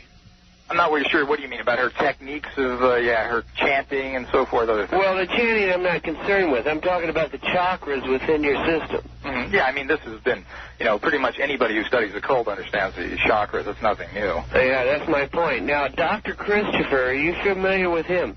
Yes. Mm-hmm. Oh, good. What do you think of him as far as a herbologist? Well, herbs and everything else have been shown. Most of our drugs come from herbs. Aspirin came from the bark of a tree and everything else. So the idea is that herbs work. They're curing people every day. And, again, this is something that's been provided on the earth. I mean, even the Christian Bible states that there's a healing for everything here, and the herbs are supposed to be, and that's what the meaning of it. Yeah, that actually seems quite reasonable. After all, a lot of medicines are based on, look at the yew tree in cancer, most recent case. My next question is about Mr. Manning, white magic. Are you familiar with him? Yes, I'm familiar with him. Mm-hmm. Could you tell me what you think? He seems to be a very positive person that's doing some good. He's been around for a long time with his ESP lab in Texas. He's written some very good practical books, and I've heard nothing but good things about him generally. Now, you talked before in your show about when you die, you feel like you're still alive? No, I said some ghosts occasionally have that. It's very rare. Well, I understand that. The Rosicrucians speak of that as far as astral projection. Mm-hmm. What do you think of that? Well, you mean, I'm not sure what you're talking about in terms of death in it, but astral projection is something that is another phenomenon that a lot of people claim to do. I'm not really sure if that's real or not. Well, that's my point. I'm talking about as far as you were talking about when you die, you continue. You don't die. Yeah, generally you don't. You go to some, from what we can understand, some exactly, and then somebody wakes you up and says, hi, you're dead. And where do you go? Well, you go to some astral plane, and it depends on belief systems, and there's a whole. It's hard to prove any of these things in terms of because it depends on your own religious background. But generally, it seems, to put it as general as possible, that you go to some place, you learn, or you stay there, and you help influence other people. All right. The last thing. What do you think of social workers? And I'm going to hang up. Yeah, well, after that question. I think anybody who's trying to do something positive deserves a pat on the back. I'm assuming they're trying to help people. Well, that's a good, safe answer. Good morning. On the first-time caller line, you're on the air, Coast to Coast AM with James Templar and Art Bell. Where are you calling from? Hello, ma'am. Hello? Yes? Yes, I'm calling from San Diego. Okay, very good. KSDO country. Welcome to the show. Thank you. Turn your radio off. Off. Yes. There you go. Now let's try it again. You're on the air. Go ahead. Yes, thank you. Excuse me, my husband is talking to me in the background. I'd like to ask Mr. Templar what he believes about reincarnation, if he believes spirits just hang around someplace in the air waiting to be called back, or waiting for us dumb live people sitting here to ask them for information and help in our lives. What happens when... Again, there's no black and white to these. Reincarnation seems to be a verifiable fact by people that have been regressed and so forth. There are whole towns of people that seem to know each other. There was an instance of that everyone in that town seemed to have been connected in a past life through hypnosis, and they found these things out. There seems to be a lot of that. You seem to go up to this plane, you learn something, and then you go back down onto this plane if you haven't learned enough to learn more. Answer your question, ma'am? I guess so. It seems so vague to me, Well, I guess without absolute knowledge, you have to be somewhat vague. But he apparently believes in reincarnation. Yeah. Mm-hmm. All right. Thank you very much. Thank you very much. It's always been one of my favorite topics, too. And I wonder, Mr. Templar, with people not having any conscious memory from alleged lifetime to lifetime in the process of reincarnation, how one is to improve or come closer to perfection, as it is said you're supposed to do, without conscious recollection of prior mistakes. How do you improve yourself? Well, again, you're taught generally you're supposed to, as the reincarnation theory goes, that you pick what you do and the person you want to be. So you're forced to learn the lesson that you didn't learn, or a new lesson you need to learn. So you've made the conscious decision beforehand that you will learn what you need to learn from when you reincarnate. All right. I must say you do have a very good constitution. Are you normally somebody who's up all night? Well, I tend to be a night person, so... All right. Well, I'm glad you admitted that. Wildcard line 3, you're on the air in Las Vegas with James Templar. I wanted to respond to a gentleman who was finding that when he would look at someone in the back of their head, he'd get a response from them. I had some training tapes from a private investigative college around here that was very standard, but there was one comment that they made, which was, when you're following someone, tailing someone, never look at them directly in the back of the head, because we don't know why, but it gets a response from them somehow. Oh, what a neat observation.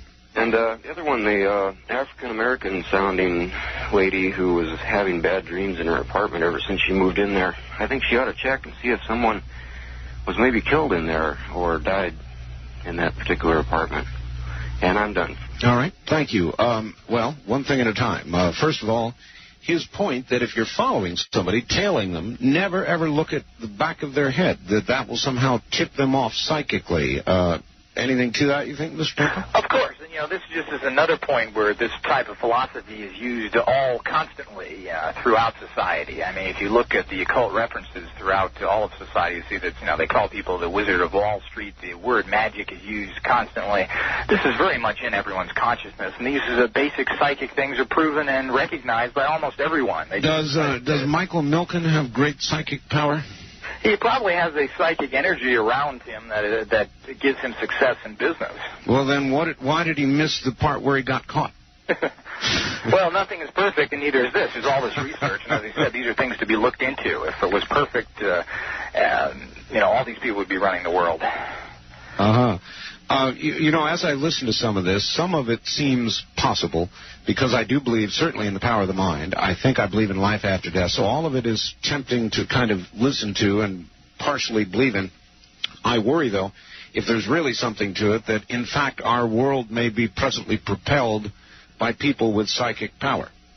And I guess to some degree you would say it could be true. Yes, it could. The idea is to investigate this and find out what the effects ultimately are on all these things. Mm-hmm. All right, stay put.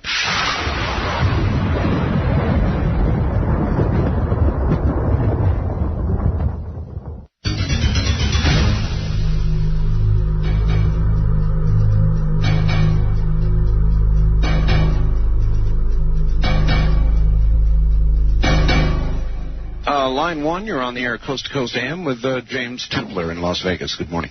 Yes, good morning, Mr. Bell. Hi. I have a few problems with your guest. You are not alone. One of them is that he seems to mix superstition and psychic phenomena and UFOs and pop psychology and a number of other different fields which seem unrelated, and then he balls them into one big little ball there, and he manufactures his own religion. And I feel he's doing an injustice to Christianity when he says that Christians are responsible for the murdering in Yugoslavia. Obviously, if they're Christians, they're going to follow the teachings of Christ, and Christ has his own injunction to Christians on how to handle their enemies. And I don't have to tell you what that is. He told them to love their enemies and not to go out and slaughter them. So he doesn't make a differentiation between Christianity as a political movement and Christianity as a religious faith. And I feel that he's really not taking into consideration the proper evidence for the Christian faith. I think if he would, he'd probably come to a different conclusion, which leads me to my last question. No, that's very well said and deserves a bit of a response. I only want to... Well, hold on a moment, sir. I want the response. Are you indicting without thinking it all the way through, Mr. Templar? These things have been baited for years. A belief system in a religion, no matter what it is only really good to the individual. And if 2,000 years of Christianity had developed a group of people in an entire country that are massacring the other things, living the creed of that document, I think that document... That's the whole point. They're not living the creed of that document. Well, that's what that document has brought. I beg your pardon? That's what that document has trained those people to do. No, that's what their own selfish nature has taught them to do. Well, it obviously isn't strong enough. There's nothing, you won't find that as far as in the teachings of Christ are concerned. But what I wanted to ask you was this. What would it take for you to come to the conclusion that what you believe is absolutely hogwash? I turn that question around to you. Well, see, I'm not running the radio show. I'm making the call. I want you to answer it. There's nothing. I know that I'm on the path of light, just like you believe you are. Well, that's the whole point. You see, an objective person has a threshold of evidence which he will consider before he'll draw the conclusion that he's absolutely right. You have no threshold of evidence. I believe in investigating everything, and you believe in investigating nothing. You have a dogma that read a book called Evidence That Demands a Verdict. World for 2,000 years. Read a book that's entitled Evidence That Demands a Verdict, and then you can tell me that my faith is... I don't need some biblical nonsense forced down my throat. If you're so No, I'm not forcing it down to your throat. Why don't you believe your own thing and change the world in your own way? Caller, I've got to hold it there. Thank you very much. Hang tight, Mr. Templar. In fact, you might buckle an extra buckle, and we'll be right back. This is Premier Networks. That was Art Bell hosting Coast to Coast AM on this Somewhere in Time.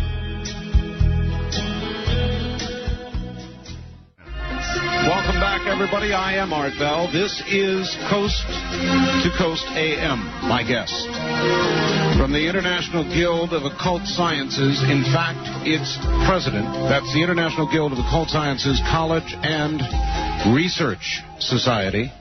James Templar, a very controversial individual, and as he suggests the Christians do battle, I have, for the most part, allowed you to do battle uninterrupted with him. And it has turned into a bit of that. Though we don't encourage it, we're actually talking about all manners of the occult. And that's what this is all about this morning. So we will continue that in a moment.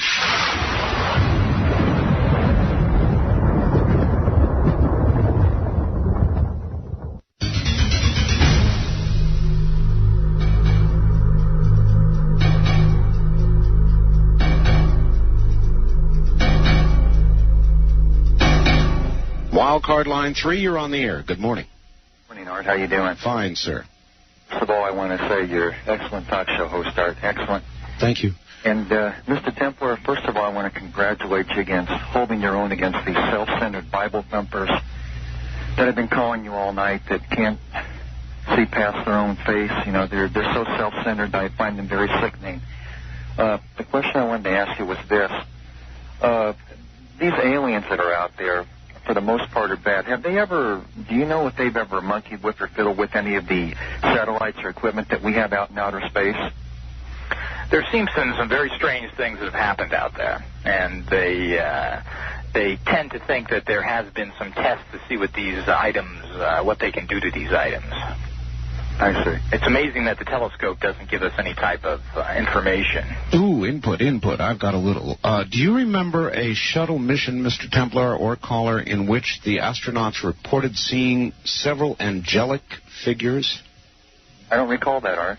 Yeah, there's been several psychic experiences and views of ships and so forth. And, of course, the National Security Act, they will put you in prison if you're an astronaut and come out and talk about that too much. Yeah, that's what I've heard. I've heard that, as John Lear has indicated, that there is a very large cover-up going on, and I think you know that for a fact yourself, don't you? Well, of course. This is very scary information, and who knows what's really happening here. And they're afraid to panic the public, there's probably some validity to that. Mm-hmm. Okay, well, thank you very much. Thank you. There probably is. Just based on what I've heard this morning, people are emotional, and this is not a comment that I believe one way or the other. Actually, yes, it is. I am a Christian, and so I'm sure you can tell. But I do understand how what you're saying, if it were actually delivered as, you'll excuse the expression, the gospel from the government, would just scare the hell out of a lot of people. There'd be suicides, there'd be panic, there'd be anarchy, there'd be a big mess. Is that about right? Yeah, I feel pretty much the same way. On the other hand, we're going to learn about it sooner or later. But they're leaking information. That's one reason why there's so much coming out. Well, a lot of people, John Lear included, speculate that a lot of what's going on right now might be, in a sense, to prepare the American people for receiving that information a little bit at a time. I agree with him on that. Wildcard line 3, you're on the air, Coast to Coast AM with James Templar. Good morning. Yeah, I had a question. You know, we've had a lot of experience with occultists up here as well, with the dog mutilations. Where is up here, please? Where are you? We're in the Sierra Nevadas in the northern part of California. All right. And we've had all sorts of mutilations. People have been, some people have been killed. There was an incident up there in, up around the Bay Area where a young man was killed by some cultists because he tried to get out of the cult. And we've had problems with murders. And as far as police know all sorts, I knew somebody that worked in the police department and said they have all sorts of documentation on murders, attempted murders, and et cetera, because of these cultists. All right. What I want to know is how can you defend some of these people? All right, thank you. I don't think you do you, Mr.? I never, if we find out that any of these things are happening, we're the first ones to jump up and make sure these people are handled. Again, I don't hear any of this information, and very few of it has been ever documented that I know of. I don't say close your eyes to it. I say watch it. If these people are doing things against the law, they ought to be thrown in jail as quick as you possibly can. And most of these people are Satanists, which are not occultists. Well, nevertheless, is it possible, in your estimation, for these people, through sacrifice of animals or even human beings and all the awful stuff that you hear about them doing, can they get power from that, Mr. Templar? Generally not. This is another myth of occultism. The powers that are released from something dying are so strong that it would take masters to tap into it, and none of these people are anything more than basically perverted cretins. Perverted cretins. Well, there is power there, though, you admit, though you don't think they begin to know how to tap it. There's power there, but there's power in all sorts of negative practices which are not going to really do you any good, and you're going to pay more prices for that ultimately. All right. On the first-time caller line, you're on the air in Las Vegas with James Templar. Where are you calling from, please? I'm calling from Palm Springs. Right, from Palm Springs to Las Vegas and back to Palm Springs. Yes. I don't know Mr. Templar, probably in different circles. I am a born-again Christian, and I was delivered out of occult-type thinking, Eastern religions, and I was around some people that were into witchcraft.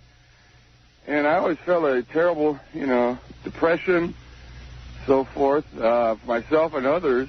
And after I became a born-again Christian, I just saw that they did not want to be around me. Of course, I realized I wasn't supposed to be around them either, but even before that, and I found that they really dislike Jesus and then anyone that's a Christian. And I'd like to ask Mr. Templar why that is that people in the occult hate Jesus, actually, and people that are true followers, not just people that say they're a Christian, but that truly follow Jesus. All right. Thank you, caller. And I've got a follow-up question if you want to make a comment. Yeah, there's a lot of bad occult groups, and I'll be the first one to say it. And I don't give a blanket stamp to anything.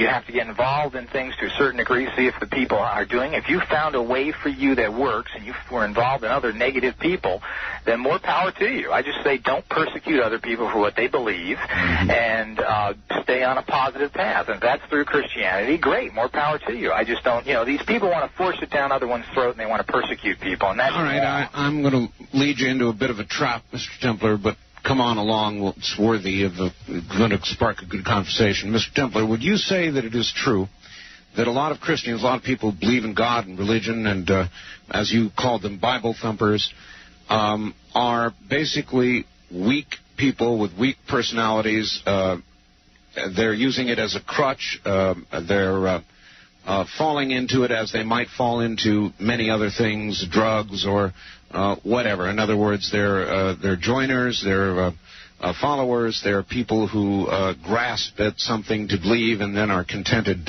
with that belief. Would that describe a lot of Christians, do you think? I think that describes the general populace. Anything that takes work, people don't want to do. If it takes some investigation, it's real easy to be a Christian. All right, well, now let me tell you where I'm going with it. Wouldn't you say that exact same sort of person would as easily fall into the kind of thing that you're doing? Yes, because they look for alternatives and they get BS, to put it bluntly, by bad groups, and there's plenty of them out there, and we've heard a lot of the scandals lately with them. And even your own organization, Mr. Templar, you must, as you deal with personalities and people, realize that some of them, or even many of them, are in that category? Of course, I think that's part of the human condition. We don't present answers. We try and give people avenues to investigate and practical tools to do something within their own framework without the least amount of dogma as possible. Well, that's a good, honest answer, and I appreciate it. Thank you.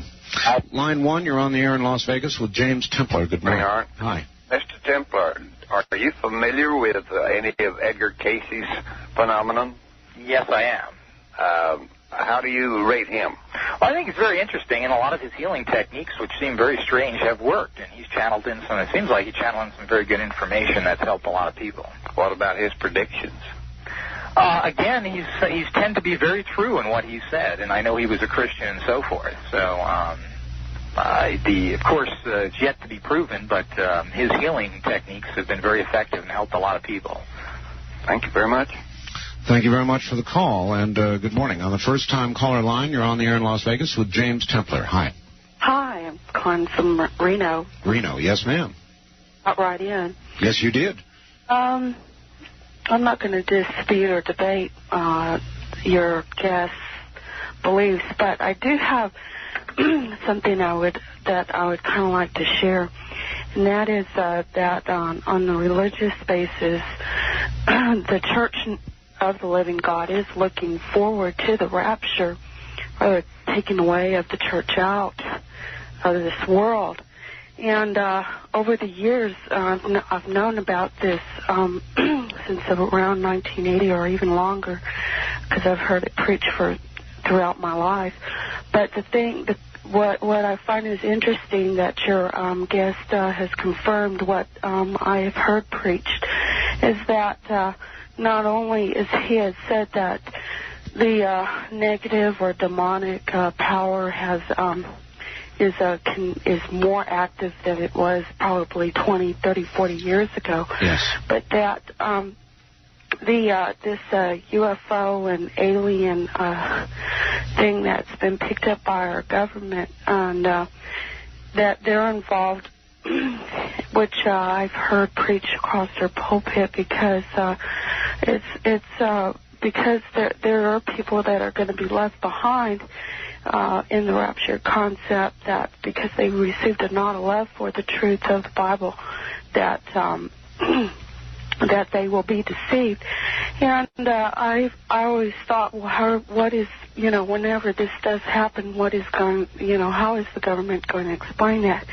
And it has come over across the pulpit for several years now, and even I've confirmed it, Okay, we've got to hurry here, man. Studying is that the through the alien invasion of UFOs, and this man thinks that something is going to really happen within 10 years. Yes, he does. He does. Thank you very much for the call. And I, too, am struck by the remarkable similarities between those you've been battling with for most of the night yourself.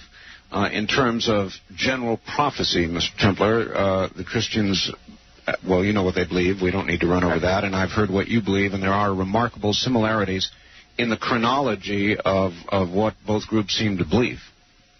Well, again, this is philosophy, and I don't want to be a doomsday. I said something's going to happen, but it doesn't mean we're going to be destroyed. Well, perhaps not, but... So there's ways of fighting, there's ways of doing things, and I always believe in a warrior's philosophy myself, and the idea is to make sure that if we're going to go, we go with a sword in our hand. But the reason why there's similarities is, as I stated at the beginning of the program, it's pretty documented that all of the Christian sources are mimics of all the pagan sources that go back thousands and thousands of years before them.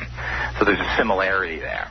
Well, there are enough similarities that perhaps somebody sitting out on the edge, not necessarily a fully religious person or a person believing in what you believe in, might actually become alarmed that the two groups seem to agree so much on something big coming soon. Now, how about that?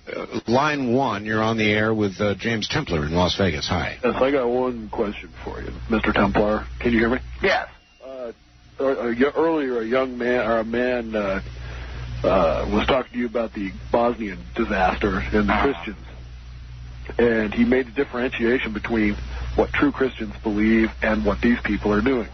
You did not make that distinction. On the other hand, when people confront you about occultists, you say... No, I have the nerve to admit that there's bad occultists. Unfortunately, you don't seem to have the nerve to admit there's bad but that Christians. seems like hypocrisy. You know, society is rotting, or people are dying of disease, the law system is screwed up, the police are on a rampage, and you're worrying about silliness when the society has to be changed here and do something. I'm not. This is a philosophy that only has any value to people that believe in it, and that goes with any religion. I'm asking you a question.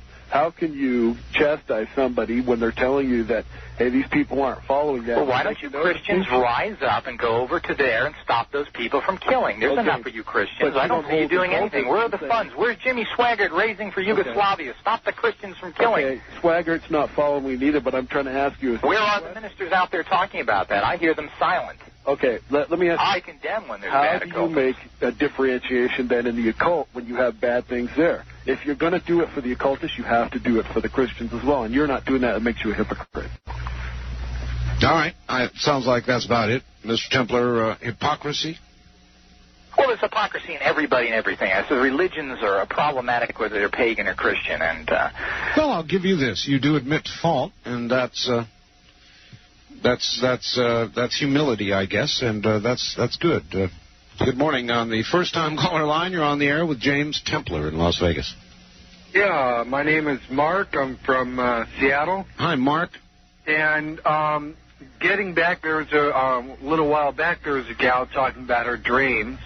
And it's understood that, you know, it's always nice to be able to write down your dreams so you can go back and find out if there's some kind of a pattern.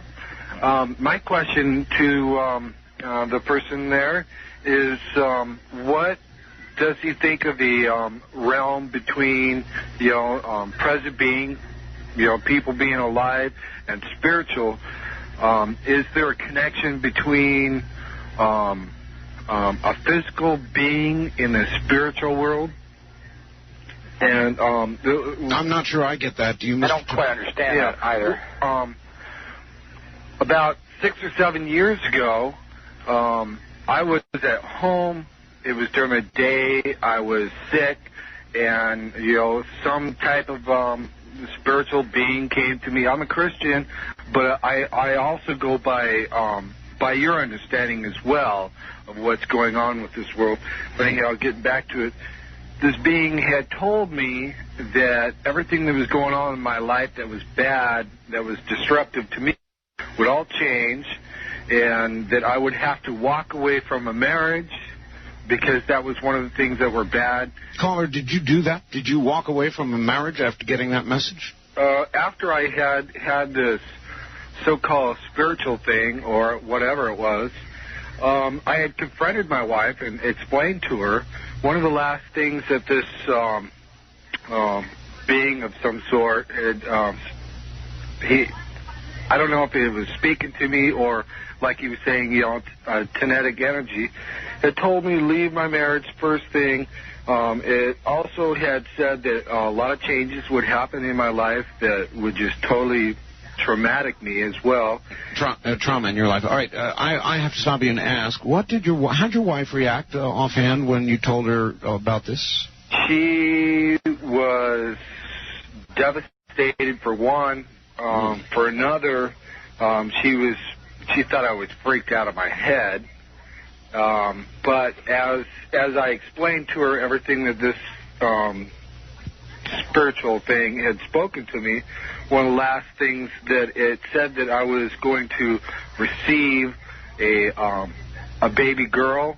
And, I mean, it was very explicit. Said, you know, a baby girl. All right, we don't have a lot of time, so let's rush through this. Your wife was pregnant? She wasn't pregnant before that, okay? But that's when she got pregnant? You didn't leave her after she got pregnant, did you? Hold on.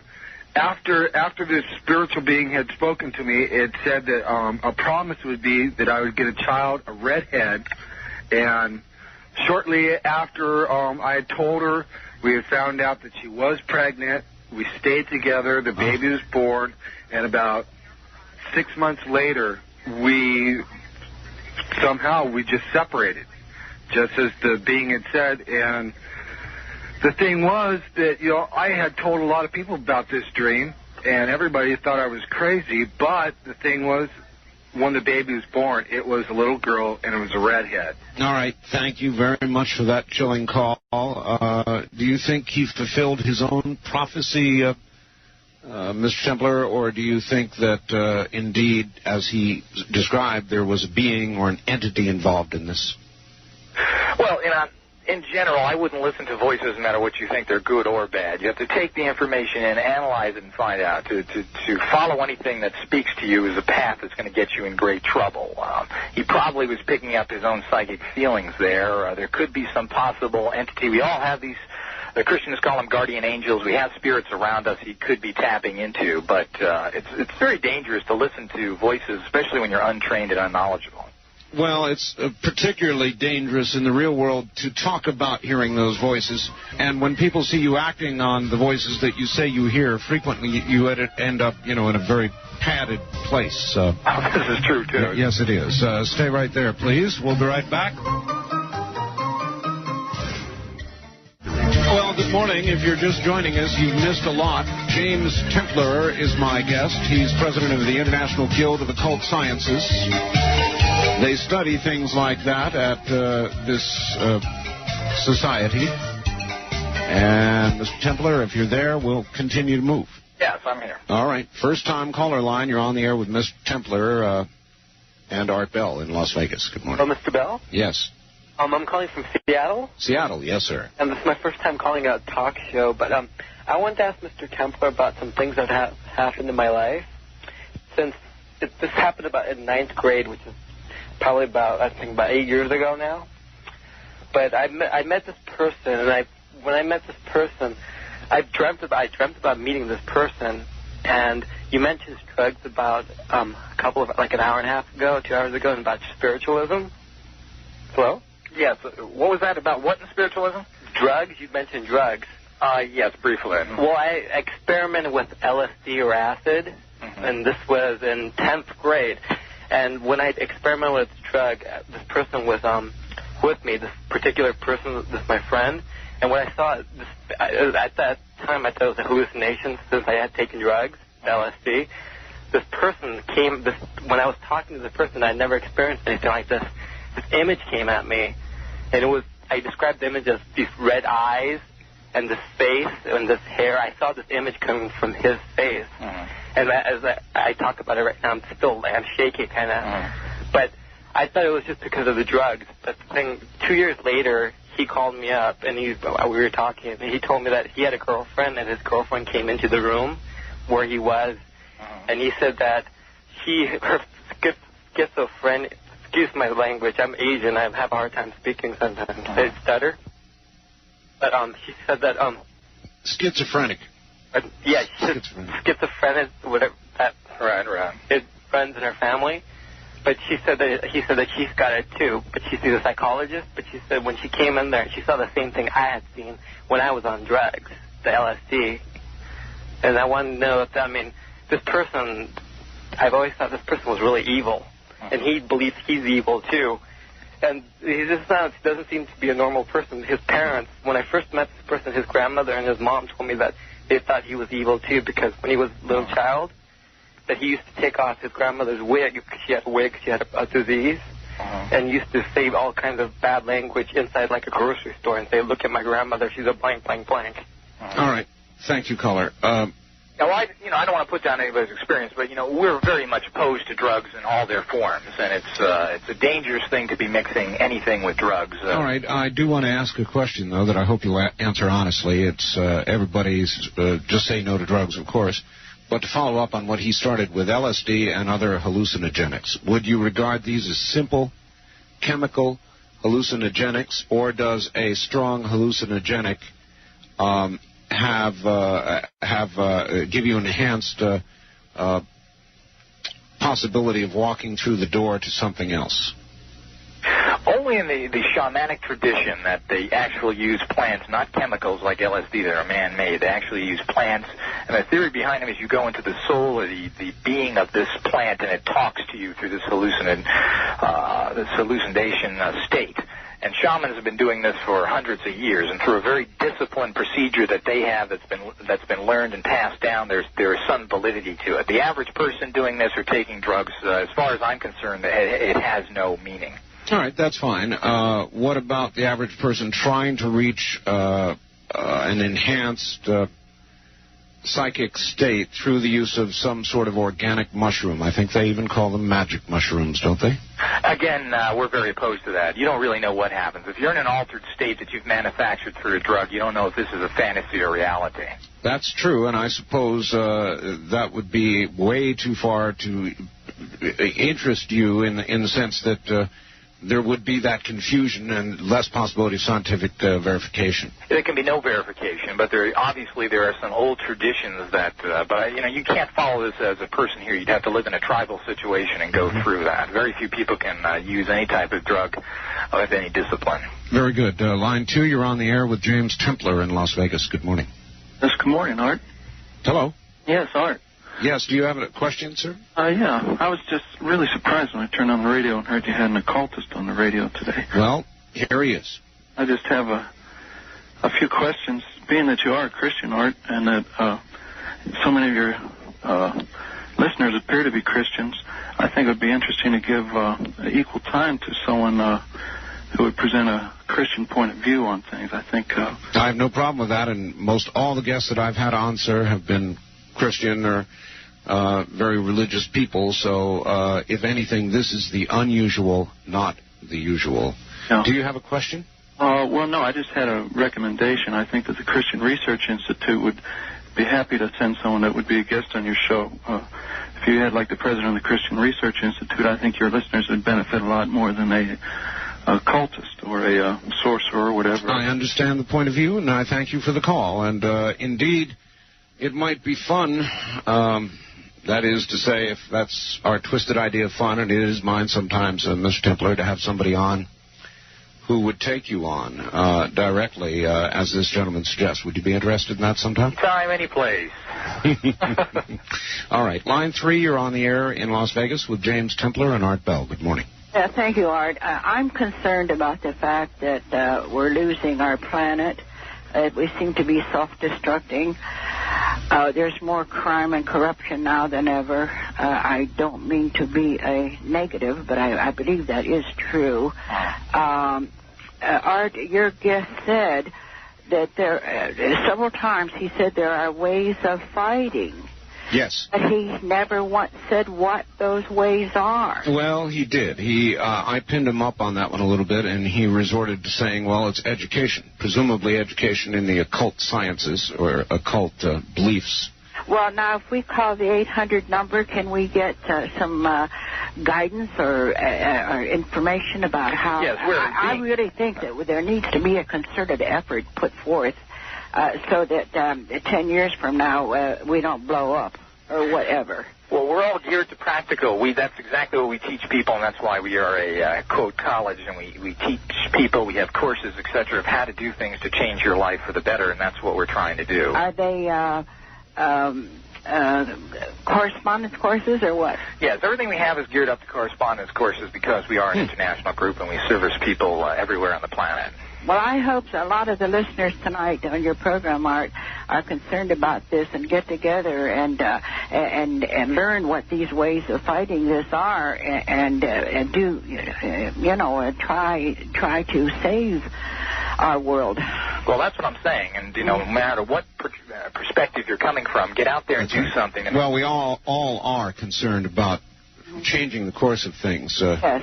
That's the main reason for my call. Yeah, but all people have is talk and philosophy, and they don't have practical tools, and they don't get out and do something. All right. So get out and do it. I don't care if you're a Christian or whatever you are. Get out and do something and change it. Just do it. All right. You know what the problem is, though? There's too doggone much apathy. Thank you, ma'am.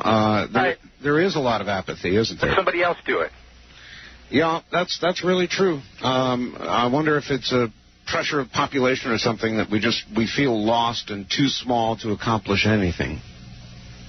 Well, I'm trying to tell people that you're not, and there are ways of doing it.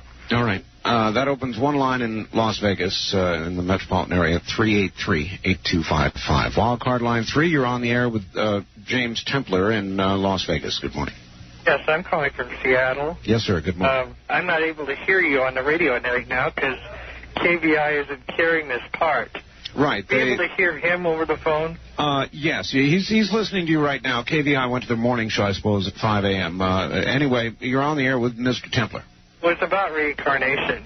I wanted to know a couple of things. One, if he believes that if we come back, can we come back as other beings other than human, like animals or something?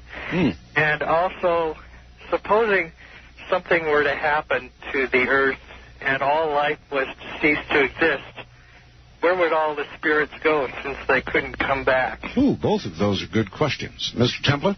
Well, I understand Jimmy Swaggart's stated to come back as a snail, so, but generally there is some, again, there's no great proof of all this. From what we can tell, most people reincarnate once they reach a human form as humans. Obviously in India, they believe that you can actually reincarnate as anything, and that's one particular view. But of course, since we don't have any way of communicating with animals to any great extent, there has been no proof whatsoever that you can come back other than a human. Yeah. What do you believe?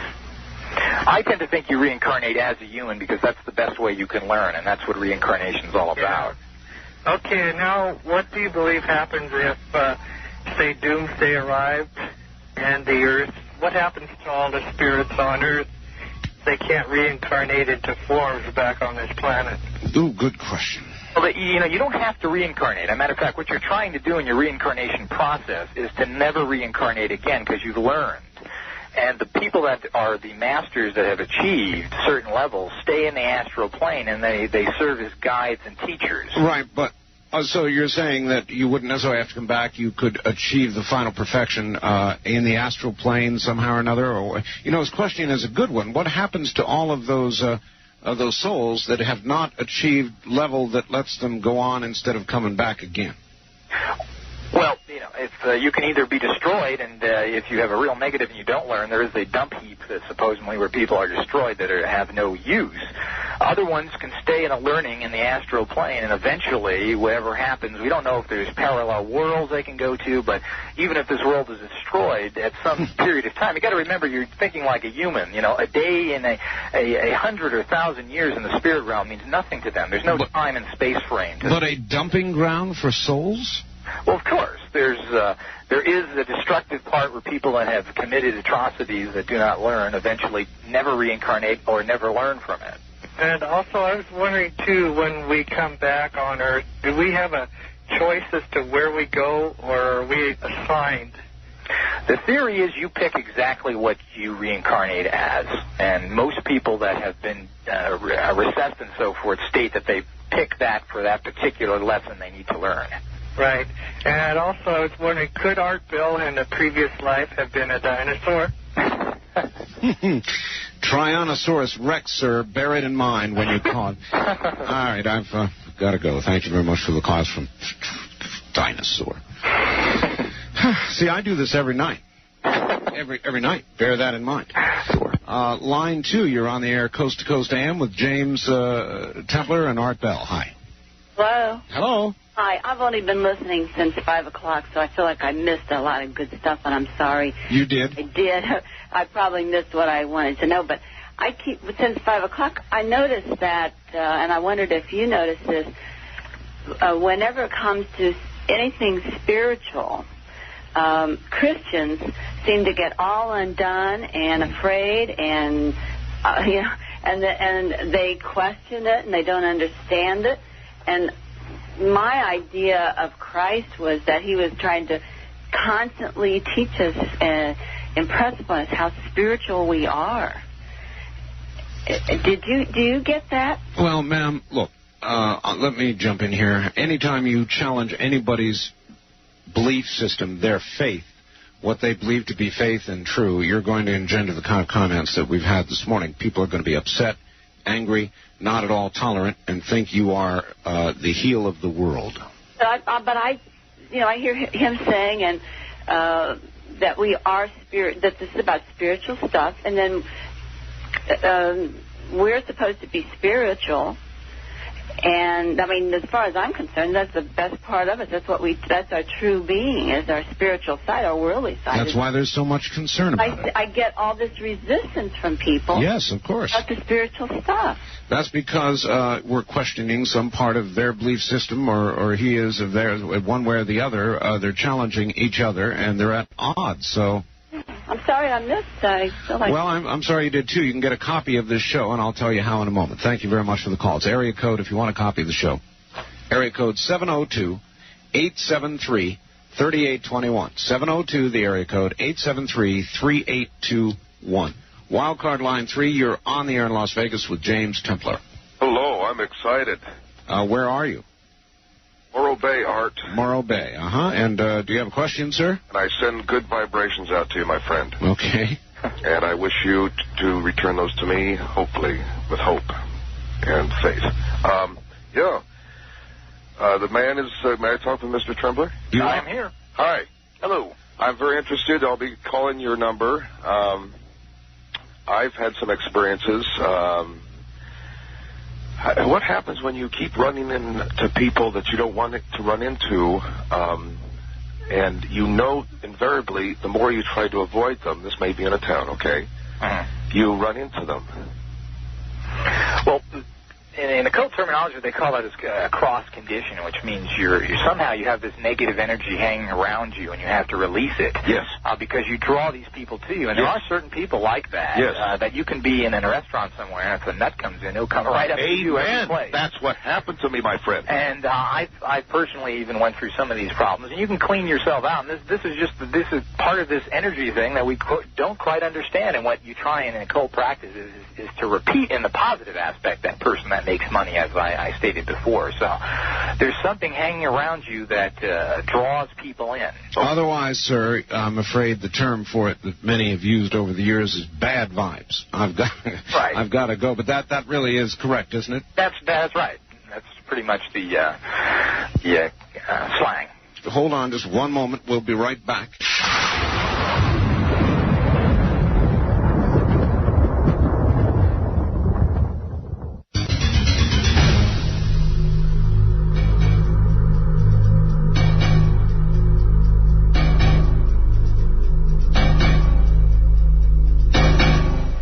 First-time caller line. You're on the air in Las Vegas with James Templar.